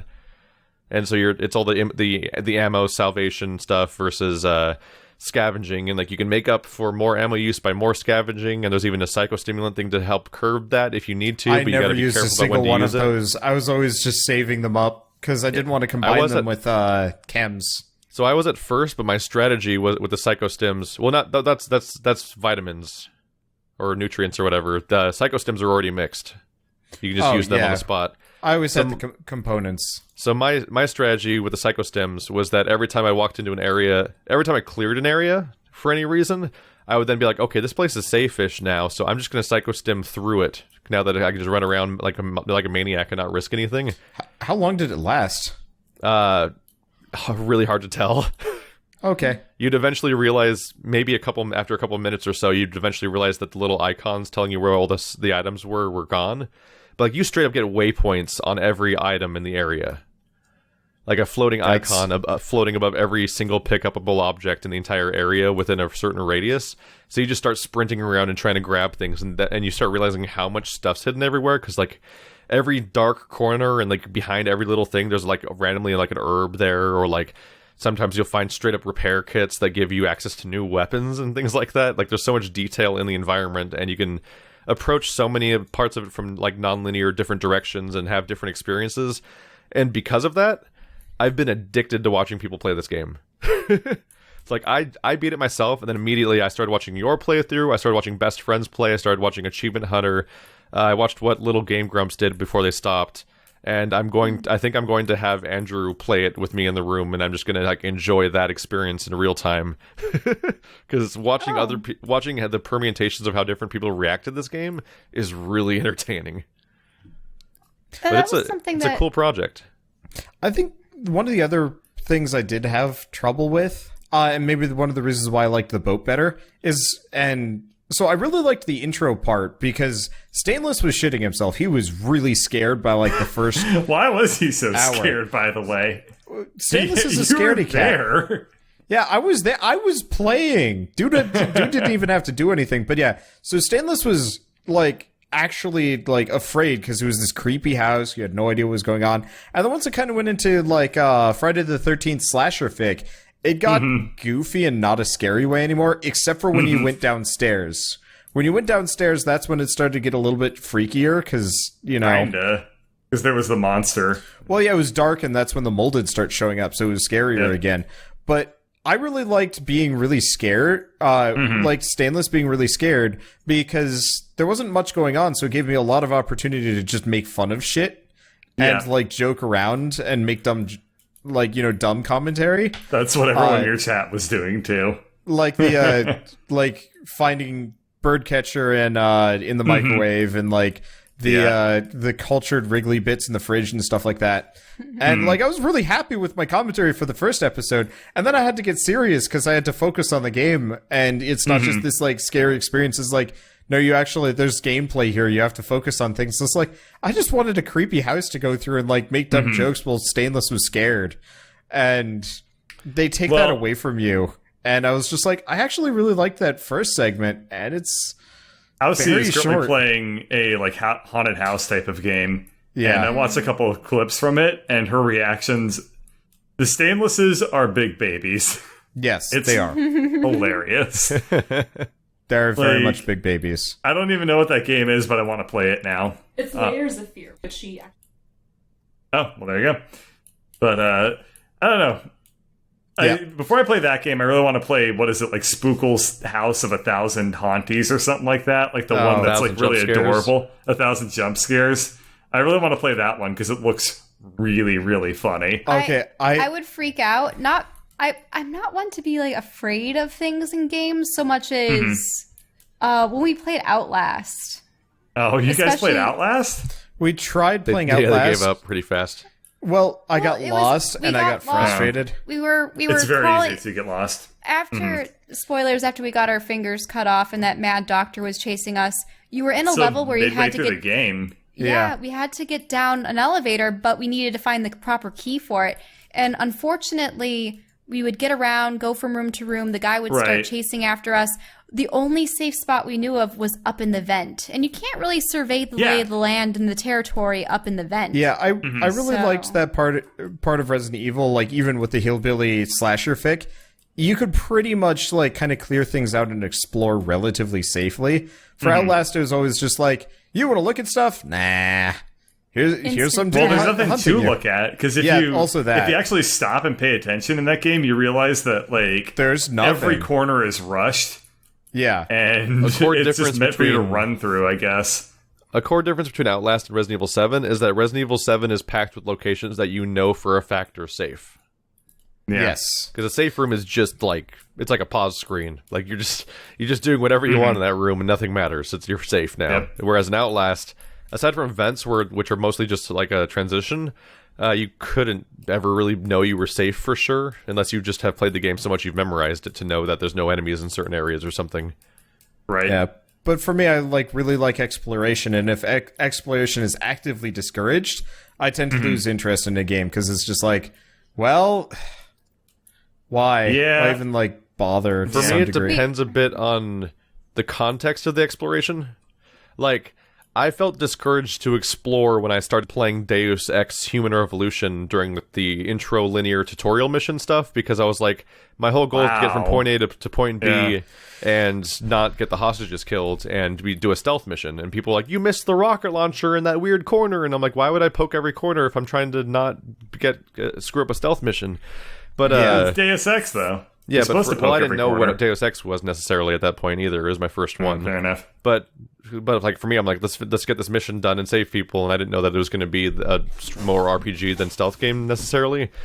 But for Outlast, by contrast, all you can find are notes and batteries, and the batteries themselves are only so useful to find because looking for them for too long uses the batteries.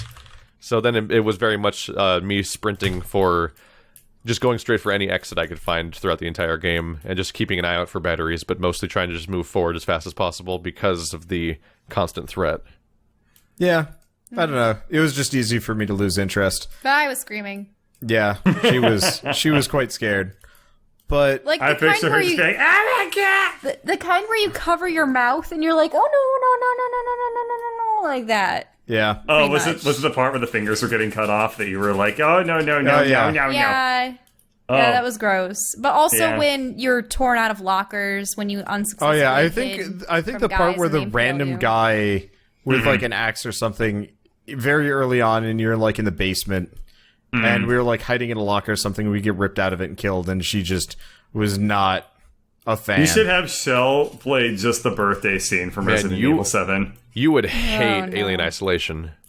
Oh yeah, it would break you. Yeah, because in that one, like you can't American even wiggle back. your controller without. We experienced that with Until Dawn, where something happened with the controller, and that's how we got a character killed by the end. Alien Isolation, just running too fast when the alien's not even around, can lead to it dropping out of a vent and hunting for you when it wasn't even in the environment yet.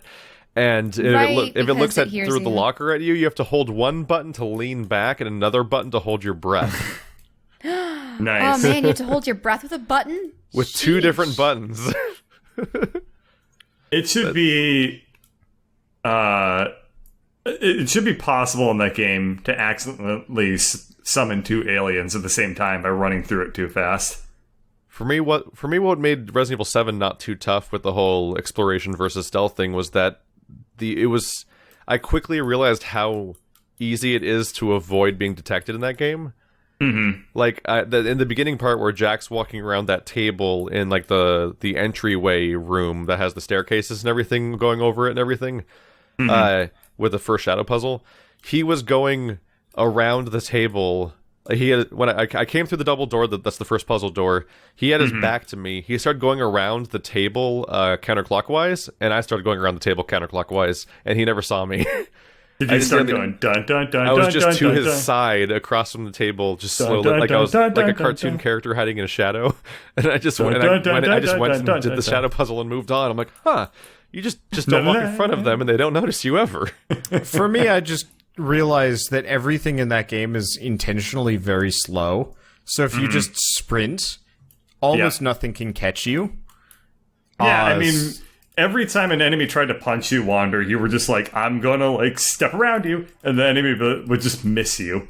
Or your movement speed is such carefully crafted agony in that game. In Dead Space, all of the jump scares were so predictable. But also you have the ability to fight in games like that. The games where you don't have weapons or an ability to fight your enemies. I don't mind if I don't have to fight. I just wish the scary things were almost more environmental than like kind of a consistent threat, because I really, really like looking around at games.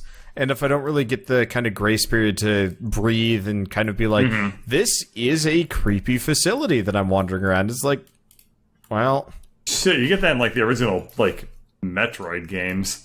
Yeah. That's how basic that like is to the genre of like creepy games. I do think you spend the majority of the playtime though in safe environments where you can just look around. Oh, absolutely. Like a pretty small percentage of Resident Evil 7 is actually being around enemies. Yeah. Yeah, I feel like the enemies were almost thrown in. They really didn't contribute much to the gameplay overall. Well, they contribute in that you have to do the whole resource management thing, because they do exist, so you have to account for them. And that's multiple game systems working together. Hey.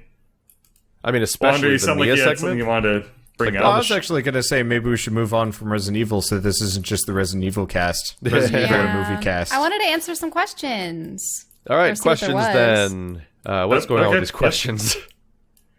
We have 20 minutes. That might be time to I'd also like to talk about Avorion, but I don't think we have time for Avorion and questions, so For maybe what? we'll save Wander's Avorion. playing Avorion. It's a game Bird and I've been playing. Oh, I thought you said Vaporeon. No. Avorion. Avorion. All right, let's do some Just- questions then. Questions are You're fun, just unless they're scrapping terrible, in which case. They're iffy. All right, do we want to just All talk right. about Avorion then? Well, we let's should hear- let's answer hear some a couple questions because we asked for them. Okay, Yeah. true. First one's, what's your opinion of For Honor, which we talk about a I little don't bit think in any other of us have an contexts. opinion on them. The issue is none of us have played it, right? Yeah. I saw Yeah. a hilarious advertisement for Honor, and it was it was on YouTube. That's where it was. You know, the advertisements that come before things. So it was about these 3 individuals walk into a flower shop on Valentine's Day. And all of their SOs expect them to get, you know, them roses. And there's only one batch of roses left in the freezer or wherever they can hold the roses. It's like some kind of cooling or misting unit, right? So it's this burly guy with a beard. You can tell that he's obviously going to be the Viking. There's a Japanese man, and then there's this lady, and so they start fighting over who will get the roses, and then suddenly they all don armor. It's just like on them, and they start brawling and ruining the rest of the flora in the shop. And then they take it out of the shop, and at that point, the poor florist comes out from the back room, and he's like, I have more roses. And he's just like, what happened? I think he actually said, what the F? That was an interesting end to the advertisement, but I was like, what? So there's our opinions on For Honor, I guess. Yeah, I mean, I've seen brought enough more flowers. I've seen enough of For Honor to say it looks like a great game that we will probably never play. It's like Chivalry. It's a PvP iteration of a game that we would actually probably like, but the co-op campaign can be beaten in like 2 sittings, which is super like Not like prohibitive if for you say beat in like 2 sittings, it looks not fun for co-op. also that. Because it's full of boss fights where you fight one dude, and he can't fight 2 dudes very well, so the other guy's just poking him in the butt until he dies. Souls-likes and Neo are very much like, here's the big critter that's going to sweep its tail and murder both of you. Now, why do people like having sort of like the cross-army mixes? You know, armies that would have never actually fought. Variety. Why not? More gameplay mechanics. Yeah, I will of admit like it's just Civilization, more interesting yeah. that way, I guess. If your game has Crusaders and Samurai, then you have more things to play with in your game than just a bunch of different, slightly heavier and lighter Crusaders or something. True. It just isn't historically feasible. Whatever. Well, the game literally has a Warriors Orochi storyline where, like, something made fissures happen in time and space and everyone's fighting each other. Like, it's exactly the plot of Warriors Orochi, actually. I thought it was weird where, they had Civil War and Revolutionary War era people going into some battle game? I forget which one. Didn't that one Redditor write that story about like a modern, like 100 U.S. Marines getting accidentally teleported back to Roman times? Oh, that'd be actually pretty cool. He wrote like a story about it, and then he said he got a movie deal, and then that was like 4 years ago, and then it vanished. Aww. We'll see. Okay. Maybe it'll just pop out. For me, Predator Studios presents. Even if they did go back into those times, and sure, they may have had better armor, but not necessarily. They would run out of ammo and would have no means to make it again, or would they try reverse engineering things? Well, stuff like I'm just not that interested in For Honor because it's a multiplayer-focused game. And in order to act, like, people don't always think about this necessarily, but to get into a multiplayer-focused game, it has to just kind of become your life for a while. Yeah. It's like Overwatch. You have to play a lot of Overwatch to be good at Overwatch, and none of us are going to play enough Overwatch to be good at Overwatch. Like, all my friends who play Overwatch play it all day. Like, Andrew's been playing it all day, Marty plays it all day, my other roommate plays it all day, and, like, Super Bunny Hop's was doing a review for Honor, and guess what? He was playing For Honor for dozens and dozens of hours. And it's like, it's just not... I haven't had the interest in that kind of experience of let's play one match over and over again for hours and hours and hours to get to practice a multiplayer game since Halo 2. Yeah. If I could support myself by streaming a multiplayer game for hours on end, I might do it. But honestly, I'd also rather just play 10 different games in the same amount of time. Yeah, you get to experience games that have finite endings, and you get to start something new if you get tired of one. But I'd just rather play Neo. Yeah. Damn it. Yeah. Neo. Have you been getting a lot of comments correcting you on And your Neo was pronunciation and his being like name. really petty about stuff? I've caught Wander mispronouncing Japanese words a number of times. Yeah, people are like, Yeah. Jesus Christ, as if something's wrong with you. Yeah, whenever I finish a recording session, Shell will correct me, and I'm like, I don't care that much. And she's like, no, this is important. And then I get comments later being like, this is how you do it. And I'm like, no, I got the double whammy. Yeah. Aww. She'll actively try and correcting pronunciation of English speakers trying to say stuff that's Japanese is dumb because it's a different language, and it's a massively different language that doesn't even have the same phonetics to it. So mispronouncing stuff is just an accent. That's what accents are.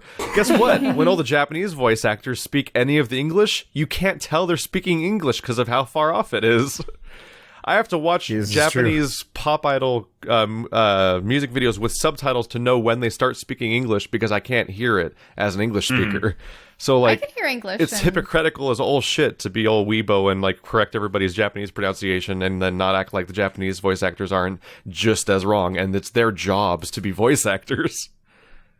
Damn. Okay. Listen, That was I a had coherent rant. Listen, I had to go through a Tokyo Mirage Sessions playthrough. Yeah. They use a lot of Okay. English in that movie, and it's all terrible. Yeah. It's awful. They have an a native English speaker speaking English. It's Yeah. But immediately, for the main no. character is spelled Itsuki, and everyone's mad at me for pronouncing the U for like one episode because it's Itsuki. I was like, well, why is it spelled wrong? Seriously, why is it spelled wrong? I actually wonder that sometimes because it's not. It's not like in other languages. It's written in their language, so that's why the pronunciation's weird in French or whatever. yes, but spell it phonetically for us. Yeah. That'd be so nice. Somebody made up how to spell the romanization version of And they Japanese did it words and did it wrong. Because Japanese people don't spell things in that language in the first place, so how'd it get fucked up? Why is it full of silent letters for no reason? That were invented so you mean for there was some a reason. U in Yeah. there? I probably... ITSUKI. Yeah, like Sasuke and Itsuki and stuff like that. Like there's Oh, yeah, I U's for probably no would have reason. mispronounced it. And I don't know would've why there's a mispronounced U. that. Well, Wait, anyway, Sasuke, you don't pronounce the U? No, you Well, don't. it's not What the Sasuke. Yeah. It's Sasuke. What? And also, Yeah. apparently, the Baizanuchi katana is actually the Bizanuchi katana, and fuck it. Yeah. I don't care. Spell it right. Just spell it right. You're already making up a spelling for your romanization, so why is it spelled wrong? Wow. It doesn't make Somebody sense. in the past was a dick. I may have asked that follow-up question because I've seen Keith's responses on his Nio videos. I don't call it Nio. It slips when I talk to you for some reason. I know, no. I actually say that intentionally during my videos every once in a while because I know it makes one or two people mad. I'm just like, look, I don't care. Good job. Good for you. Good job. Anyway, any other questions, or shall Bird and I talk about Avorion? There's a fair chunk of them. Let's see. Someone good wants to know about ones. my dating life. Nope. Aw. How many times have you been in prison and why? Nope. Oh, Done. actually, you know what? Here, let's hold Avorion off for a week. While Never. Keith looks, I want to tell the tale of my keyboard for today. Oh yeah. Let's tell that Okay, story. so I Because get want to on. know. No, but Wait, seriously, how many times but have you guys been in questions. prison? None of us. No, never. I mean, Yeah. I rolled doubles No. 3 times. Aw. I don't play Monopoly. Oh, you mean that kind of being in prison? Well, I mean, after I met my dealer's drug dealer, you know, I've never even seen a prison. actually, I don't think I've ever I've seen the outside of a exterior of prison. a couple. I've probably seen Yeah. a historical prison. Well- You know those ones that they take you on tours through? Not like modern prison, more like ancient prison. Yeah. I mean, I've seen prisons because I lived in an elementary school that was like within the eyesight of the biggest prison in the area. Ooh. It was just right there. Wait, California. wait, why would they do that? California. I lived in a small town. It was the Yeah. Solano prison, and there was an entire block between.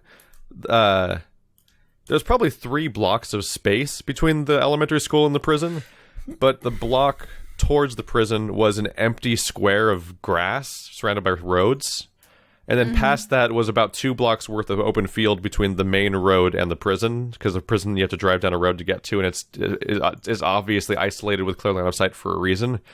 But yeah, growing up in elementary school, I could just look at a prison from across the field. Now, the odd thing is they probably wouldn't even allow pedophiles to live in a house that close to an elementary school. Well, they probably didn't allow pedophiles at the prison. Yeah, but also pedophiles aren't, walled in with chain link, barbed wire fences, and guards. True. So... Okay, Tale of Wanderbot's keyboard while Keith looks for more questions because it's not that long.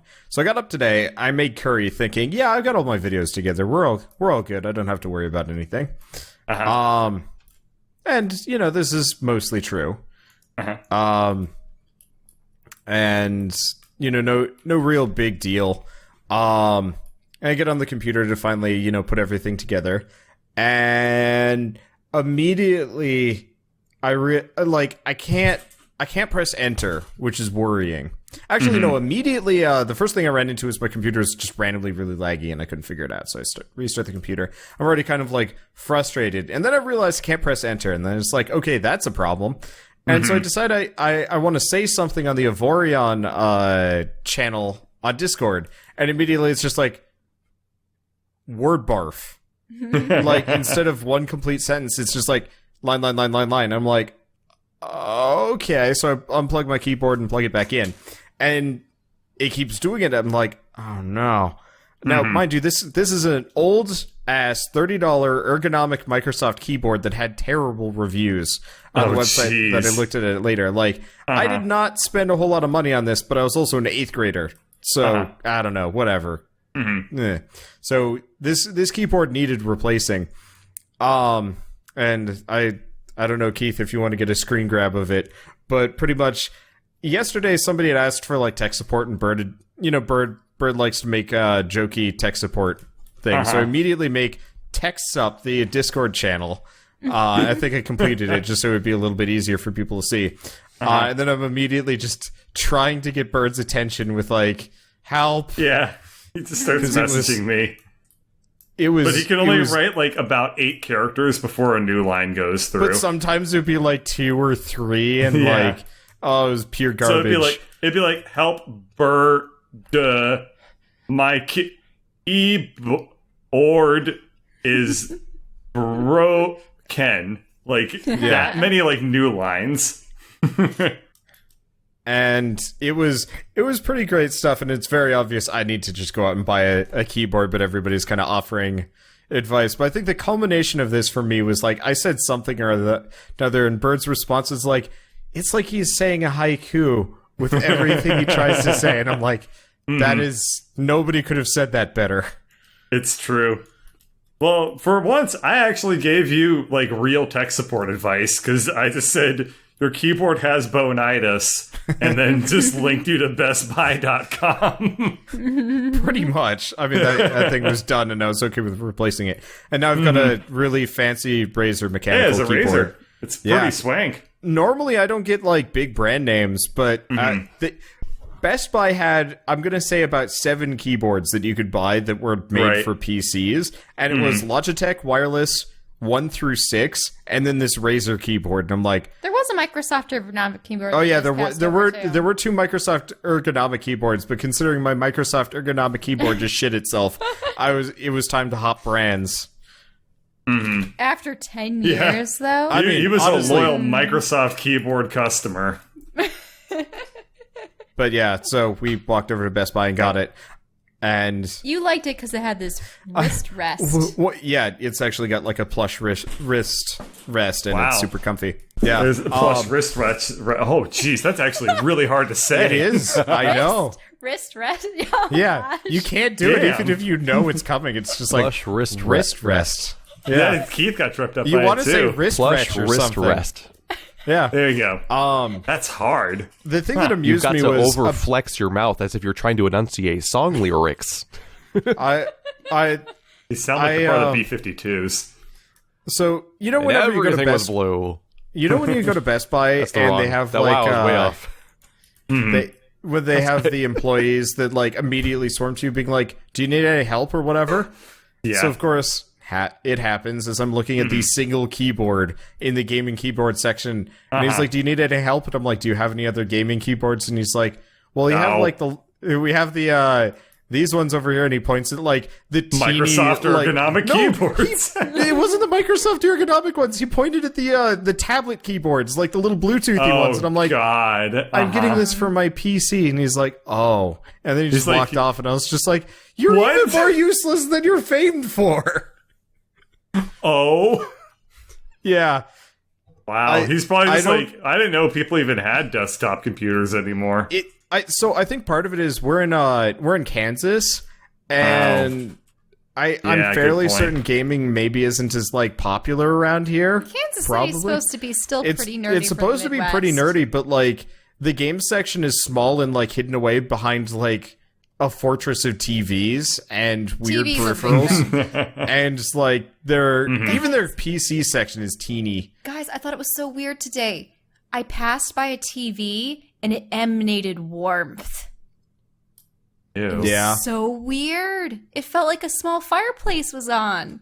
And it didn't even have the fireplace screensaver going. Not that that's supposed to influence temperature. But you know. I will admit I'm actually kind of looking forward to Powered going by to this nuclear place. Radioactivity. Because I feel really dumb for mixing up Eiffel 65 with B-52s. Yeah, that was a pretty big fuck up, and I kind of was glad that we were able to scoot past that, but I'm glad that you also called yourself out on it. I just got to acknowledge that I know the mistake I made. I'm blue, dabba dee dabba die. Because I actually grew up listening to B-52s. But I'm looking forward to going back to this Best Buy in 2 weeks to get my Switch, just to see who buys games from this place. Does anybody, or will I be the only one there? My experiment is going to be I'm going to just try to walk into a store without pre-ordering and see if I get a Switch. That's how I got my Wii U on launch day. Well, to be fair, after Nintendo fuckled the Wii release and didn't have like available Wiis for purchase for months, it got a little bit better at stocking. Yeah, I got my Wii U on launch by just walking into a Target. Well, yeah, because everyone was like, "Oh, we don't need a new peripheral." Yeah, that was a mess. Yeah. I'm really stoked for Breath of the Wild because it's kind of has survival elements to it, and I'm like, I really want to play that. It's hard for me to get into the habit of ever pre-ordering because I just don't, but I probably should because of my job for a hardware launch. Yeah, that's the one context where pre-orders make sense, but I didn't. Normally, no one should ever pre-order, but in our case, it's kind of necessary to do so because if we can't get it, or more specifically, no one should ever pre-order digital video games, which includes physical copies of them, because there's no scarcity, which is the whole point of pre-ordering. Pre-order hardware because there is scarcity on a regular basis. But like video games, even disc copies of video games are so prevalent that there's no perk to pre-ordering them besides falling for their marketing gimmick and giving them money before they deliver a product. Okay, so did you find any more questions? About 5 minutes. Yeah, give us a quick fiver to wrap it up, and then we'll switch over to Grim Dawn. As a weird coincidence, somebody asked, what company do you like their games but hate their business practices? That's not Konami, and they asked that before we talked about Konami. I was going to say Konami or Capcom. Really specific. Somebody asked, what's the scariest moment in your life? I think that actually, going back to that question, almost all of, like, every single video game company. Oh, yeah. Blizzard, Valve. Yeah, every AAA video games. Yeah, every AAA video game company they will make great games here and there and bad games here and there, but their business practices are always just like, ugh.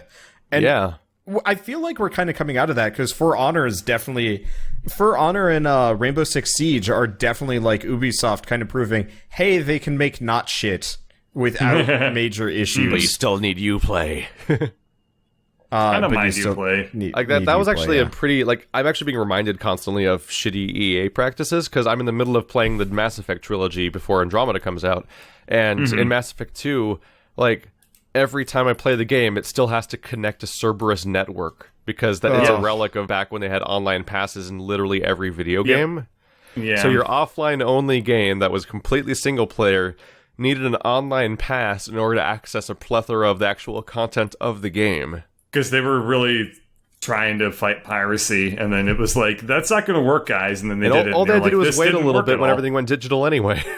Yeah, pretty much. So many people buy games just by downloading them on their console anyway now, where that's you just skip the process. I there was the one about the question? scariest moment of our lives. Do you guys have any responses to that? The time I met my friend's dealer's dealer. Yeah. Whoa. What? It was a story I told a night ago. I don't feel like telling it again right now. Andrew? The guy was gangster and had a gun and shit like that. And Andrew told his story a while back about how he met like a killer out in the open on the previous podcast. How did he know that he was like a serial killer or something? Because they found it on the news afterwards that they got caught. Like he was all being creepy and asking them weird questions, but he was with his friends and stuff. He told this to us in the I Survived the Chuck E. Cheese Massacre episode of like our very early podcast. Yeah, I remember that. Yeah, that was when that story came out. I don't remember that one. I don't have a ton of scary stories, really. I don't really have anything like involving extraneous things aside from probably after my father's quadruple bypass surgery. I was in middle school and my mom took me into the operating room to see him after the procedure, and you never see someone looking like so pallid to the point where they look dead. And like, that's rough. He was alive and he was able to talk, but you know, massive heart surgery, like, you know, just the closest to having like a parent die, probably. Yeah, mine's probably around that same territory where nothing's ever really happened to me or threatened me or anything, but my dad just this last year had like a severe heart issue where he was hospitalized for a week and collapsed and everything like that, and he was just weak and on the verge of dying and so on, and that was that was feelings. But I've never been scared for my own sake yet. I had two, and I think they were within a week of each other. So when I was in California, we lived near like kind of where the giant industrial power lines are that all the other power lines feed into. So you can't have buildings underneath them because it would be a problem. And so there's kind of just this like kind of scrubby forest down there. And and we were like messing around with ropes. I made like a cool rope swing, and one of my asshole friends and this was this kid. So many Wander stories are one of my asshole friends. Well, did okay, so blank. Okay, so you know, it's like, always great. You know, like how like only children are sometimes like criticized for like having empathy problems or like they don't really think about like other people. So this guy had two brothers, but he was like the most only child I'd ever met, which was bizarre. But so he had like no sense of like. Was he the middle child? No, he was the eldest. Okay. Never mind. Yeah, and they were pretty close together too, so it's just like, But so what he decided to do was make a noose and hide it. And so here I am, I make a rope swing, I get off the rope swing, and you know, I'm just kind of going around through the underbrush, and suddenly I am kind of dangling in the air with a rope tied around my neck. And I can't breathe. Did he noose you? Like, he noosed me. And eventually, I mean, the lucky part is this guy was also kind of a dumbass and, like, not very effective what he did, so I could untie myself. But there was a solid 30 seconds of being entangled in rope, noose, body harness nonsense because it was just a giant web and suffocating and being like, this is really bad. And then afterwards, I told my mother about it, and he's like, oh, he didn't mean it. I'm like, the fuck he didn't mean it? That was a noose. It was like a 100% noose because we knew how to make them because we were in Boy Scouts together. Sadistic children you went to are school with a scary. Resident Evil boss. Yeah. Yeah. I thought Wander's scariest story would be like, and one his day name he was heard a Lucas thump. Baker. I thought Wander's scariest story would be like he heard a thump from the floor below him, but he was in his mom's basement at the time. The other one that was scary was like a week or so later where we were same place, and so there were like these really tall pines that, you know, I'd never go up not too far because you fall out of those, you're gonna break everything. And one kid was like, I'm gonna climb the tallest one, and this is like 50-60 feet tall probably. He gets to the top, and within a couple of seconds of getting there, he's hanging on by one hand, and there aren't many branches on this thing, so he can't like get anywhere, and so I had to like sprint back and get my mother and get the fire department and stuff like that. And I was shitting my pants because I thought I was going to see a dead boy by the end of the day. But one time I was walking through the woods and a squirrel fell like 50 feet and landed next to me. Oh, did so your friend should have just... No, it was fine. Your friend just needed to channel the spirit of the squirrel. Because if it was a dead squirrel... That's because squirrels can spread themselves out like cats. If it works for a squirrel, it works for a child. You see, I mean, the squirrel just landed, it looked at me like, you fucker, and then ran away. You're supposed to catch That's me. the default emotion for squirrels. I would have been more freaked out if it was just a torn up carcass of a squirrel falling near It just you. hits the ground and Then that'd explodes. be creepy. No, it was a regular squirrel that was just really mad at me now for being nearby when something bad happened to it. What's which the is what weirdest animals are like. Animal corpses you've ever come across? Porcupine. What the hell? Sorry, we're just on the topic of animals and scary things. I don't know. Fucking chicken that I ate at McDonald's or something. I never... Wasn't that bad. So, Bird, have you never seen a dead porcupine? No, I don't think I ever saw that while camping or anything like that. We saw a dead porcupine on the way to Albuquerque, so I was like, maybe. What was freaky about it? So it'd gotten hit by a truck or something, so it pretty much exploded. Oh. So imagine like a grisly, bleedy mess covered in death spikes. And this is also me being like really young, so I'm just like, that thing looks like a horror monster. And my mother's like, ooh, let's take some quills. Your parents, I swear to God. Whoa. Yeah. I actually saved an empty tortoiseshell that we found just to give it to her. Oh, yeah. We brought it from Croatia. No, it wasn't from Croatia. That wouldn't have gotten through customs. Oh, no. You're right. This was on campus. It was You're right, sitting in the middle of campus. You're I don't right. know why it was there. And then it flaked weird. You think turtle shells would just kind of harden and dry, but no, it you have to lacquer them and preserve them. It did properly weird for stuff. that. Yeah, it fell apart eventually. So there was one year where the West Nile virus had enveloped the Northeast, and people were getting sick and dying. I actually knew a couple of friends who had relatives die from the West Nile virus if they were elderly enough. And obviously mosquito-borne and whatnot. But we just had dozens upon dozens of birds dead in the backyard. And Damn. I felt bad for them. There were sparrows, starlings, you name it. And so my friends and I took it upon ourselves to bury them. And my mom found out later, and she was really angry with us because you shouldn't be touching those things. It's just that That's probably right. they were just out there, and some of them were gonna rot eventually. I think that's standard procedure is that whenever there's a massive bird killed, you just send all the children in to handle them. So it was sad because there was sort of like a pathway between our two houses, my friends, like just along a fence, and it's pretty much like the border betwixt all the yards. And we thought, oh, this is the perfect place to make our bird burial along our secret passageway. So we were burying all these birds, and eventually this old lady comes out of her house, and she's like, "What are you guys doing burying your pets in my yard?" And then she died of West Nile. The end. You killed her by surrounding her in her house with infected birds. I think that's a good point to end episode 14. We're over the 2-hour mark. We do need to wrap it up, and I think that's sorry, guys. That's a quippy.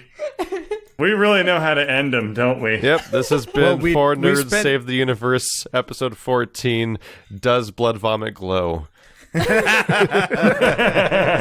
We started weird, we stuck on Resident Evil for a while, and we ended weird. Yep. Seems thematically appropriate. video Let's try game and and a go for a weird normal sandwich. podcast tomorrow. No, the weird's Next better. week. We need to podcast ironically We've sometime. got so much to talk about, though, in the future, like Let It Die, or Neo, or Quern. This next week is going to be fucking insane for you guys. What's next week? Yeah. Everything.